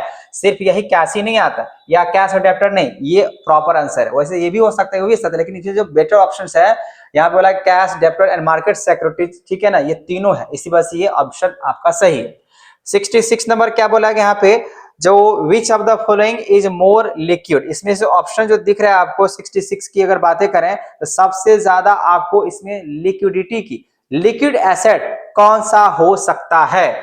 Debtors, stock, goodwill, furniture. देखो फर्नीचर तो एक तरीके से आपका क्या होता है? फिक्स एसेट की बातें कर सकते हैं। गुडविल एक तरीके से क्या है? तो ये भी एक फिक्स एसेट होता है लेकिन ये टेंजिबल, ठीक है ना।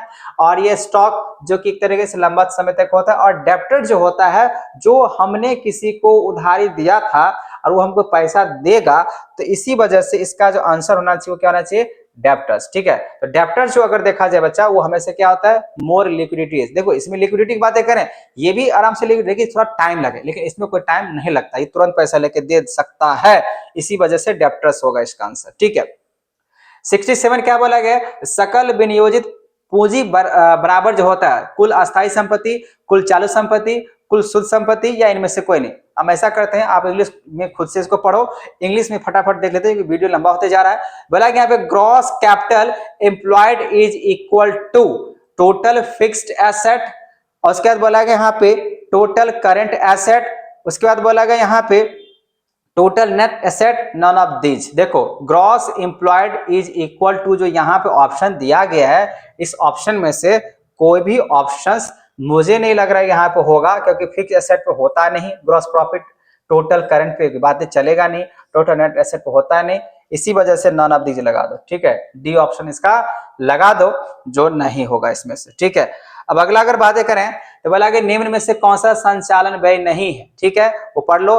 उसके बाद बोला कि which of the following is not operating expenses, English में advertisement, loss on sale of car, salary और डिस्ट्रीब्यूशंस एक्सपेंसेज। तो यहाँ पर आंसर हो जाएगा loss on sale of car, ये। ठीक है, which of following is not बोला गया ऑपरेटिंग ना, इसी वजह से क्या होगा, loss on sale of car. Distribution expenses होता है, ये भी होता है, ये भी होता है, लेकिन यहाँ बोला गया नॉट, इसी वजह से ये नहीं होगा। ठीक है, तो आंसर क्या होगा, बी नंबर। चलो नेक्स्ट क्वेश्चन की बात करते हैं।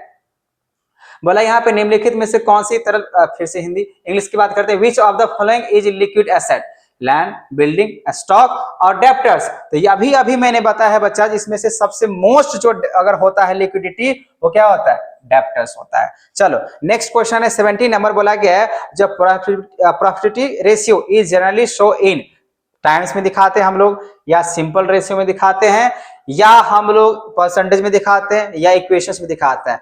तो जो प्रॉफिटेबिलिटी रेशियो होता है वो हमेशा परसेंटेज में दिखता है, हमेशा किस में दिखेगा, तो परसेंटेज या प्रतिशत में दिखता है। ठीक है, नेक्स्ट क्वेश्चन आगे बोला गया यहाँ पे यदि चालू खाता, चलो फिर से न्यूमेरिकल्स आ गया, तो फिर से उसको मुझे सॉल्व करना पड़ेगा।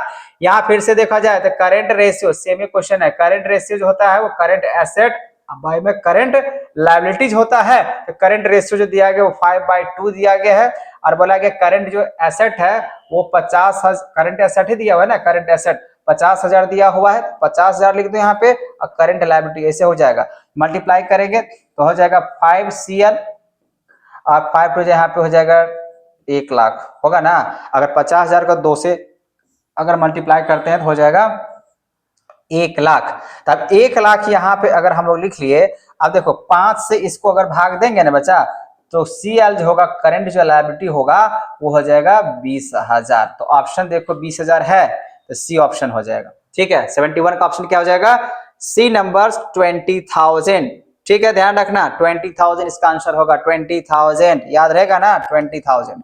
चलो नेक्स्ट क्वेश्चन की बात कर लेते हैं। नेक्स्ट क्वेश्चन बोला गया यहाँ पे जो quick ratio is also known as, जो क्विक रेशियो होता है बच्चा वो किस टाइप के रेशियो माना जाएगा, liquid ratio, current ratio, working capital ratio या नन ऑफ दिस। तो हमेशा ध्यान रखना जो क्विक रेशियो जो होता है इसको हम लोग लिक्विड रेशियो के नाम से भी जानते हैं। नेक्स्ट क्वेश्चन की बातें करें 73, तो बोला गया फाइनेंशियल स्टेटमेंट आर क्या होता है, एस्टिमेटेड फैक्ट होता है, या एंटीसेप्टेड फैक्ट होता है, या रिकॉर्डेड फैक्ट होता है, या आपका अगर देखा जाए नन ऑफ दीज होगा 73 का। तो ऑप्शन होगा फाइनेंशियल स्टेटमेंट होता है ना, वो एक रिकॉर्डेड फैक्ट होता है। ठीक है, ये सब ऑप्शंस नहीं होगा। नेक्स्ट क्वेश्चंस की अगर बातें करें तो लिखा हुआ है रिसिप्ट एंड पेमेंट अकाउंट जो रिकॉर्ड होगा, रिसिप्ट एंड पेमेंट अकाउंट जो बच्चा रिकॉर्ड होता है वो हमेशा कहां पे होता है, all cash receipt and payment, all नहीं यही होगा, ठीक है ना, all cash receipt and payment account होगा, वो मुझे नजर आ नहीं रहा, all credit receipt and payment होगा नहीं, all cash credit receipt and payment होगा नहीं, नॉट दिस। इसीलिए ऑप्शन क्या होगा इसका 74 का ऑप्शन क्या होगा, ए। ठीक है, अब अगला क्वेश्चन की बातें करें तो लिखा यहाँ पे cash flow statement is based upon, क्या हुआ, cash basis of accounting, accrual basis of accounting और बोथ, ऐसा कुछ नहीं है, क्योंकि यहाँ पे साफ साफ लिखा हुआ कैश फ्लो, और कैश फ्लो हमेशा कैश बेसिस पे ही बनता है। ठीक है, इसी वजह से इसका ऑप्शन क्या हो जाएगा, ए नंबर 75 का ए। अब आगे बोला गया यहाँ पे जो कैश सेल्स जो होगा बच्चा, जो कैश सेल्स जो होता है वो हमेशा क्या होता है, ऑपरेटिंग क्या लिखा हुआ, ऑपरेटिंग एक्टिविटीज होगा, इन्वेस्टिंग एक्टिविटीज होगा, फाइनेंसिंग एक्टिविटीज या नॉन ऑफ दिस। तो हमेशा ध्यान रखना कैश सेल्स की अगर बातें कर रहे हैं तो हमेशा होता है ऑपरेटिंग एक्टिविटीज होता है। क्या होगा, हमेशा ऑपरेटिंग एक्टिविटीज ही होगा। ठीक है, अब अगला क्वेश्चन लिखा है issue of debentures in cash. Issue of debentures जो होता है इन कैश के हिसाब से फाइनेंस एक्टिविटीज होगा, ऑपरेटिंग होगा, इन्वेस्टिंग होगा या नॉन ऑफ दिस। देखो इशू ऑफ डिबेंचर्स बात किया जा रहा है ना, तो इसमें अगर कैश की बात है तो कैश फाइनेंसिंग, मतलब डिबेंचर जो है ना वो फाइनेंस से रिलेटेड है, इसी वजह से ये फाइनेंसिंग एक्टिविटीज हो जाएगा।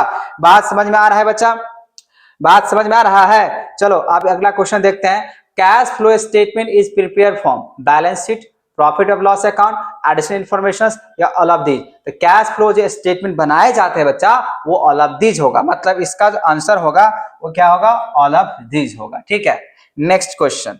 नेक्स्ट क्वेश्चन की अगर बातें करें, क्वेश्चन नंबर 79 का क्या कह रहे हैं यहाँ पे, जो डिक्रीज इन क्रेडिटर्स, अगर डिक्रीज अगर करता है आपका क्रेडिटर्स तो क्या होने वाला है, क्रेडिटर्स अगर डिक्रीज करा, decrease in creditors is sources of cash, 79 की बात कर रहा हूं, ठीक है ना, application of cash, decrease in fund या नॉन ऑफ दिस। देखो एप्लीकेशन ऑफ कैश होगा, ठीक है, डिक्रीज इन क्रेडिटर्स तो उसके एप्लीकेशंस का प्रयोग करेगा कैश का, डिक्रीज इन क्रेडिटर्स इसका मतलब क्या हुआ, कौन चीज का एप्लीकेशन यूज करता है, एप्लीकेशन ऑफ कैश का यूज करता है। ठीक है, नेक्स्ट क्वेश्चन की बात करें, बोला गया यहाँ पे कैश फ्लो स्टेटमेंट जो है रिलेटेड है अकाउंटिंग स्टैंडर्ड 3 के हिसाब से, अकाउंटिंग स्टैंडर्ड 6 के हिसाब से, या अकाउंटिंग स्टैंडर्ड अगर देखा जाए तो 9 के हिसाब से, या अकाउंटिंग स्टैंडर्ड 12 के हिसाब से। तो अकाउंटिंग स्टैंडर्ड कौन सा होता है बच्चा, 3 नंबर, ठीक है, सॉरी अकाउंटिंग स्टैंडर्ड 3 होता है। Cash flow statement is related to accounting standard 3 होता है।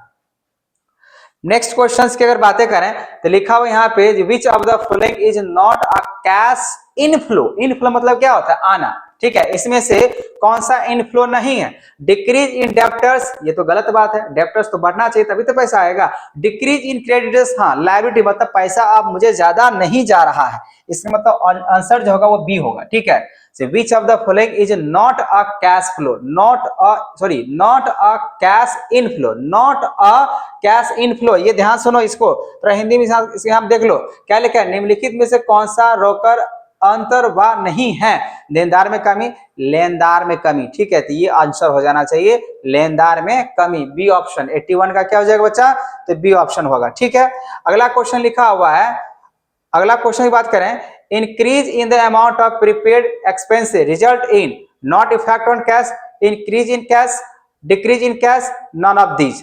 इंक्रीज अगर अमाउंट हो रहा है प्रीपेड एक्सपेंसेस, ध्यान समझना, increase in the amount of prepaid expenses, result जो होगा यहाँ पे वो क्या हो सकता है, क्या हो सकता है बच्चा यहाँ पे, नेक्स्ट क्वेश्चन, तो इसका जो आंसर होना चाहिए question number increase in the amount of prepaid expenses. तो प्रीपेड एक्सपेंसेस की अगर बातें करें बच्चा तो ऑप्शन हो जाएगा आपका डिक्रीज इन कैश। ठीक है, डिक्रीज इन क्या हो जाएगा, कैश। नेक्स्ट क्वेश्चन, थोड़ा करंट का, इलेक्ट्रिसिटी का प्रॉब्लम आ गया है। अब आगे बोला गया यहाँ पे N analysis of cash flow is useful for which planning.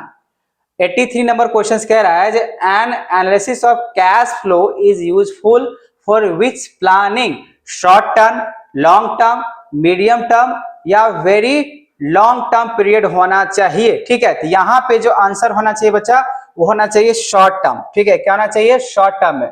अगला क्वेश्चन बोला गया है which of the following is included in operating activities, इसमें से कौन सा ऑपरेटिंग एक्टिविटीज में हम लोग शामिल कर सकते हैं, payment of income tax, collection from customer, cash payment to बोला गया सप्लायर्स, डी ऑप्शंस होगा। ठीक है, नेक्स्ट की अगर बातें करें, अगला क्वेश्चन लिखा हुआ यहाँ पे विच of the following is not an income, इसमें से कौन सा इनकम नहीं माना जाएगा। ऑप्शंस यहाँ पे देखें, subscription, donation, sale of ticket या एंडोमेंट फंड। तो यहाँ पे ऑप्शन जो होगा वो होगा डी। ठीक है, 85 का क्या हो जाएगा, डी। तो थोड़ा सा इलेक्ट्रिसिटी का प्रॉब्लम है, अगर मान लीजिए लाइन अगर कट जा रहा है, सडन अगर हो जा रहा है तो मैं आपको अगले वीडियो में बातें करूंगा, लेकिन जहां तक अगर ये हो रहा है मैं आपको बता रहा हूं। ठीक है, नेक्स्ट क्वेश्चन क्या कह रहे हैं यहाँ पे, life membership fees for non trading concern क्या होना चाहिए, life membership fees for non trading concern, capital receipt, revenue receipt, या बोथ ए एंड बी या नॉन ऑफ दिस। इसका आंसर जो होना चाहिए क्या होना चाहिए बच्चा, तो कैपिटल रिसिप्ट। क्या होना चाहिए, कैपिटल रिसिप्ट होगा। ठीक है, नेक्स्ट क्वेश्चन की जवाब देखें। The excess of average profit over the normal profit is called. 87 क्या कह रहा है, the excess of average profit over the normal profit is called super profit. ठीक है, या यहां पर हो जाएगा फिक्स प्रॉफिट, या हो जाएगा एबनॉर्मल प्रॉफिट, या ऑल ऑफ दिस। तो हमेशा क्या होता है, सुपर प्रॉफिट होता है। ठीक है, ये क्वेश्चन नंबर 87 है। नेक्स्ट क्वेश्चन बोला गया यहाँ पे 88 का, the monetary value of reputation of the business is called goodwill, surplus, या एबनॉर्मल प्रॉफिट। ठीक है, या हो जाएगा आपका नॉन ऑफ दिस। यहाँ पे पता ही है गुडविल जो है ना किसी भी कंपनी के अगर क्या कहते हैं, रेपुटेशन की बात होता है। ठीक है, नेक्स्ट क्वेश्चन की अगर बातें करें तो बोला गया यहाँ पे increase in the value of fix asset in term age. तो इसका आंसर जो होना चाहिए वो क्या होना चाहिए, प्रॉफिट या एप्रिसिएशन या लॉस या none of this. Increase in the value of fix asset. तो अगर मान लीजिए फिक्स एसेट में, फिक्स जो एसेट है उस फिक्स एसेट के टर्म में अगर इंक्रीज अगर हो रहा है तो क्या होना चाहिए बच्चा, तो उसको बोलते हैं एप्रिसिएशन। क्या बोलेंगे, एप्रिसिएशन। अगर कोई वैल्यू अगर बढ़ता है तो एप्रिसिएशन, अगर कोई चीज घटता है तो डिप्रिसिएशन। आगे क्या लिखा है यहाँ पे, insolvency of partner leads to the which type of dissolutions, compulsory dissolutions, या डिसोल्यूशन बाय इंसिडेंस, या डिसोल्यूशन बाय कॉट, या नन ऑफ दिस। इसका आंसर जो होना चाहिए बच्चा वो ए होना चाहिए, कंपल्सरी क्या हो जाएगा, डिसोल्यूशंस हो जाएगा। नेक्स्ट बोला गया है on dissolution of the firm partners capital account are close through realisation account, drawing account, bank account, या लोन अकाउंट। ठीक है, इसका आंसर जो होगा वो हो जाएगा bank account. Dissolution of the firm partner capital का जो अकाउंट जो क्लोज किया जाता है वो बैंक अकाउंट के थ्रू किया जाता है, इसी वजह से इसका आंसर क्या हो जाएगा, सी नंबर। नेक्स्ट क्वेश्चन बोला गया the actual amount of share capital is authorised capital, paid up capital. ठीक है, कौन सा क्वेश्चन की बात करें, 92 का। तो बोला गया यहाँ पे क्या होगा, the actual amount of share capital. Actual जो अमाउंट होता है शेयर कैपिटल का क्या ऑथराइज्ड कैपिटल होता है, या पेड अप कैपिटल होता है, या सब्सक्राइब कैपिटल, या इशूड कैपिटल। आंसर होगा इसका बी, पेड अप कैपिटल होता है। ठीक है, क्या हो जाएगा, पेड अप कैपिटल होगा, ये ध्यान रखना है। नेक्स्ट क्वेश्चन की अगर बात करें तो बोला कि forfeiture of share result in the reductions of, forfeiture of share result in the reductions of, क्या हो जाएगा बच्चा, paid up capital. Forfeiture of share result जो होता है reductions, authorised capital, reserve capital, fixed capital. Answer होगा इसका paid up capital. ठीक है, 93 की अगर बातें करें बच्चा तो 93 का जो ऑप्शन होगा वो क्या हो जाएगा, ए, पेड अप कैपिटल। 94 क्या बोला गया यहाँ पे, 94 नंबर क्या कह रहा है, nominal capital account is known as. जो नॉमिनल कैपिटल अकाउंट जो होता है वो क्या होता है, ऑथराइज्ड कैपिटल, रजिस्टर्ड कैपिटल, या both and B. Nominal capital account जी दोनों होगा, सी नंबर होगा इसका आंसर। ठीक है, क्या होगा, सी। 94 का आंसर जो होगा वो होगा सी नंबर होगा। ठीक है, नेक्स्ट क्वेश्चन की अगर बात करें 95 नंबर तो लिखा हुआ payment of income tax is considered as, payment of income tax. जो इनकम टैक्स की अगर बातें करें तो डायरेक्ट एक्सपेंसेस बिल्कुल नहीं, इनकम टैक्स डायरेक्ट एक्सपेंसेस की बातें नहीं होता। ठीक है ना, इनडायरेक्ट एक्सपेंसेस ये भी नहीं, operating expenses. Payment of income tax आयकर का भुगतान माना जाता है, डायरेक्ट एक्सपेंसेस नहीं, इनकम। तो इसमें से है ना आप आंसर दे सकते हो, नॉन ऑफ दीज हो जाएगा। ठीक है, इसका आंसर क्या हो जाएगा, नॉन ऑफ दीज। बाकी बात क्या होता है नहीं होता है बाद में बात करेंगे। नेक्स्ट क्वेश्चन बोला गया यहाँ पे जो in a common size balance sheet total equity and liability are assume to be equal to which. तो यहाँ पे होता है 100। किसके हिसाब से हम लोग नापते जोखते हैं, तो कॉमन साइज जो बैलेंस शीट होता है बच्चा, टोटल इक्विटी एंड लायबिलिटीज को जो एज्यूम किया जाता है इक्वल टू 100 में ही किया जाता है, ये आपको ध्यान रहे। ठीक है, अगला क्वेश्चन की जवाब अगर देखें तो बोला गया liquid asset do not include. Liquid asset में इसमें कौन सा हम लोग इंक्लूड नहीं कर सकते हैं, तो आंसर क्या, कैश इन हैंड ये तो कर सकते हैं, प्रीपेड एक्सपेंसेस नहीं कर सकते हैं, टेम्पोररी इन्वेस्टमेंट कर सकते हैं, सन्ड्री डेप्टर्स तो यहाँ लिखा हुआ नॉट इंक्लूड। ठीक है, तो नॉट इंक्लूड का मतलब हो जाएगा बी नंबर, प्रीपेड एक्सपेंसेस को हम लोग शामिल नहीं कर सकते हैं। नेक्स्ट क्वेश्चन की अगर बातें करें तो नेक्स्ट क्वेश्चन क्या है 98 number, current asset to not include. Current asset बोला गया do not include prepaid expenses, stock, या गुडविल या बिल्स रिसीवेबल BR। तो हम लोग जो है ना यहाँ पे करंट एसेट में अगर बातें करें ये सब शामिल करते हैं, प्रीपेड एक्सपेंसेस को भी लेते हैं, स्टॉक को भी लेते हैं, BR को भी लेते हैं, लेकिन इसको नहीं लेते हैं। ठीक है, इस वजह से यहाँ पे current asset do not include में आ जाएगा, यहाँ पे गुडविल हो जाएगा। ठीक है, नेक्स्ट क्वेश्चन बोला गया 99 number, if the sales are 4 lakhs and gross profit 25% cost, gross profit ratio निकालना है। देखो इसको हम लोग जो है ना ऐसे निकालेंगे, 25% लिखा हुआ है ना, तो 4 लाख का सबसे पहले क्या करो, ऊपर में हो जाएगा 100, अब बट्टे में हो जाएगा यहाँ पे 4 लाख है। ठीक है, तो यहाँ पे हो जाएगा और 125, तो यहाँ पे 125 लाएंगे हम लोग। फॉर्मूला होता है, फॉर्मूला क्या होता है, अगर सीपी के हिसाब से अगर बात कर रहे हो तो यहाँ पे आ जाएगा आपका क्या 100, क्या बोलते हैं, जितना भी आपको दिया गया परसेंटेज। ठीक है, तो यहाँ पे परसेंटेज के हिसाब से मान लो 100/100, तो यहाँ पे 100 अब बाय में हो जाएगा यहाँ पे 100, अब प्लस में अगर प्रॉफिट किया तो प्रॉफिट इनटू हो जाएगा एसपी। ठीक है, तो यहाँ पे भी आपका क्या होना चाहिए, 100 होना चाहिए। अब इसको मुझे कैलकुलेट करना पड़ेगा और कैलकुलेट करने के बाद ही पता चलेगा। तो 1 लाख यहाँ पे ये हो गया, तो अगर यहाँ पे अगर हम लोग कैलकुलेशन अगर करते हैं तो कितना होगा यार, यहाँ पे 4 लाख। ठीक है, तो 4 लाख का अगर हम 125 से डिवाइड करते हैं तो हो जा रहा है यहाँ पे 3200। ठीक है, अब मल्टीप्लाई करते हैं तो हो जाता है 3,20,000। ठीक है, इस बारे फॉर्मूला से मैंने सिर्फ बताया। अब उसके बाद यहाँ पे अगर देखें तो 4 लाख में से अगर हम लोग माइनस कर लें 3,20,000 को, तो बचता कितना है, 80,000।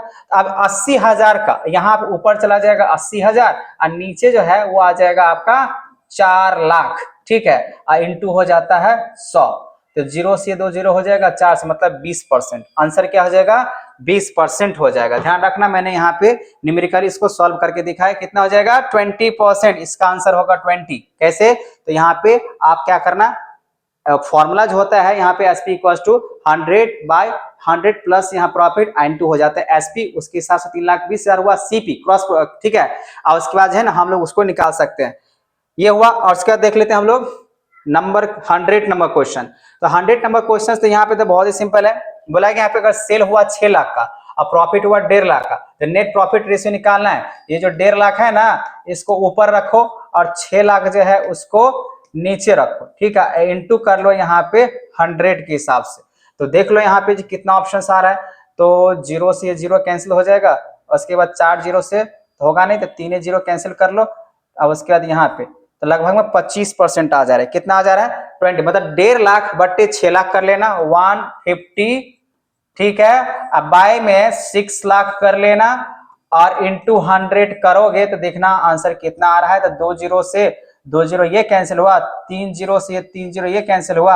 अब 150 को 6 से अगर भाग दो तो 25% आ जाएगा। तो आंसर कौन सा हो जाएगा, डी। ठीक है बच्चा, ये था आपका 100 क्वेश्चंस, जो कि मैंने सारे क्वेश्चंस को लगभग में समझा के मैंने बताया। अब यहाँ पे जो 15 क्वेश्चंस की जो मैं बात कर रहा हूं वो यहाँ पे आप देख सकते हो, मैं इसको समझा नहीं पाऊंगा क्योंकि यहाँ पे थोड़ा प्रॉब्लम इलेक्ट्रिसिटी का है, तो मुझे जल्दी से बताना होगा। देख लो, पहला क्वेश्चन यहाँ पे दिया गया, what are the 2 important sources of income of not profit organisations. तो आप कह सकते हो डोनेशन के हिसाब से और सब्सक्रिप्शन के हिसाब से होता है। स्टेट 4 बोला गया features, state 4 features of income and expenditures. तो हम लोग जानते हैं जो इनकम और एक्सपेंडिचर जो होता है वो नॉमिनल अकाउंट होता है, इसको रिसीप्ट एंड पेमेंट के हिसाब से बनाए जाते हैं। आइटम्स कैपिटल नेचर अब बोला गया शो जो किया जाएगा, ठीक है, कैपिटल नेचर्स का होता है। और show income and expenditure of the current year only on accrual basis पे किया जाता है। तो ये पहला 2 हुआ, आप इसको सही तरीके से देख सकते हो बच्चा। ठीक है, सही तरीके से देख सकते हो। बाकी बात यहाँ पे अगर कहें अब नेक्स्ट क्वेश्चन का, तो नेक्स्ट क्वेश्चन क्या कह रहा है यहाँ पे, state 2 features of partnership. Partnership हमेशा क्या होता है, जो एक म्यूचुअल एजेंसी की तरह काम करते हैं, एग्रीमेंट के हिसाब से काम करता है। ठीक है ना, इसको हम लोग बोलते हैं 2 फीचर्स। मैंने यहाँ पे लिखा हुआ, अच्छे तरीके से पढ़ सकते हो, एजेंट के हिसाब से भी होता है। व्हाट इज सैक्रिफाइसिंग रेशियो, तो आपको मैंने सैक्रिफाइसिंग रेशियो बताया, जो ओल्ड माइनस क्या होता है, न्यू रेशियो को हम लोग क्या कहते हैं, सैक्रिफाइसिंग रेशियो। और सैक्रिफाइसिंग रेशियो तब होगा जब कोई एग्जिस्टिंग पार्टनर है ना है और उसमें कोई एडमिशन ले लेता है तब। फिर बोला गया स्टेट 2 फीचर्स ऑफ गुडविल। तो गुडविल क्या होता है, एक ये इंटेंजिबल एसेट होता है और जो कि कंपनी के लिए एसेट ही होता है, जो कि रॉयल्टी या लॉयल्टी के लिए ट्रीट किया जाता है। ये भी आपका इंपॉर्टेंट क्वेश्चंस में हुआ। नेक्स्ट क्वेश्चन बोला गया डिफाइन कंपनी। कंपनी क्या होता है? कंपनी एक आर्टिफिशियल लीगल एंटिटी कंपनी होते हैं जो कि कंपनीज एक्ट 2013 के हिसाब से होना चाहिए। ठीक है, नेक्स्ट क्वेश्चन बोला गया व्हाट इज स्पेसिफिक डोनेशन। तो स्पेसिफिक डोनेशंस बोला गया money goods given the non profit organisations, जो स्पेसिफिक डोनेशंस माना जाता है।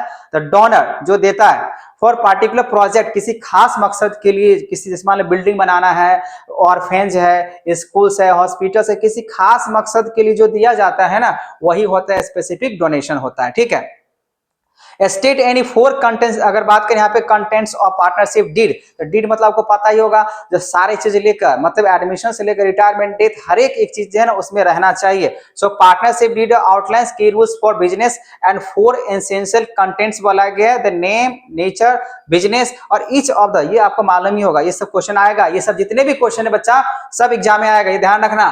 फिर बोला गया right the formula of sacrificing ratio. तो हम लोग जानते हैं सैक्रिफाइसिंग रेशियो क्या होता है, formula old minus new ratio. What do you mean a gaining? तो गेनिंग रेशियो क्या होता है? तो हमेशा न्यू में से ओल्ड को अगर माइनस करते हैं, न्यू माइनस ओल्ड जो रेशियो होता है वही गेनिंग रेशियो होता है। When and why relation account is prepared. तो relation account is prepared when a partnership decide dissolve या वाइंड अप बिजनेस। ठीक है, जब कोई कंपनी बंद होने वाला होता है या पार्टनरशिप को जब सेटलमेंट करना होगा तभी हम इसको बनाते हैं। ठीक है, अगला क्वेश्चन बोला कि व्हाट इज इक्विटी। इक्विटी क्या होता है? जो कंपनी के एक ऑनर की तरह से माना जाता है। Equity share also known as common stock represent unit of ownership in company making the holders part owners with the claim and offset.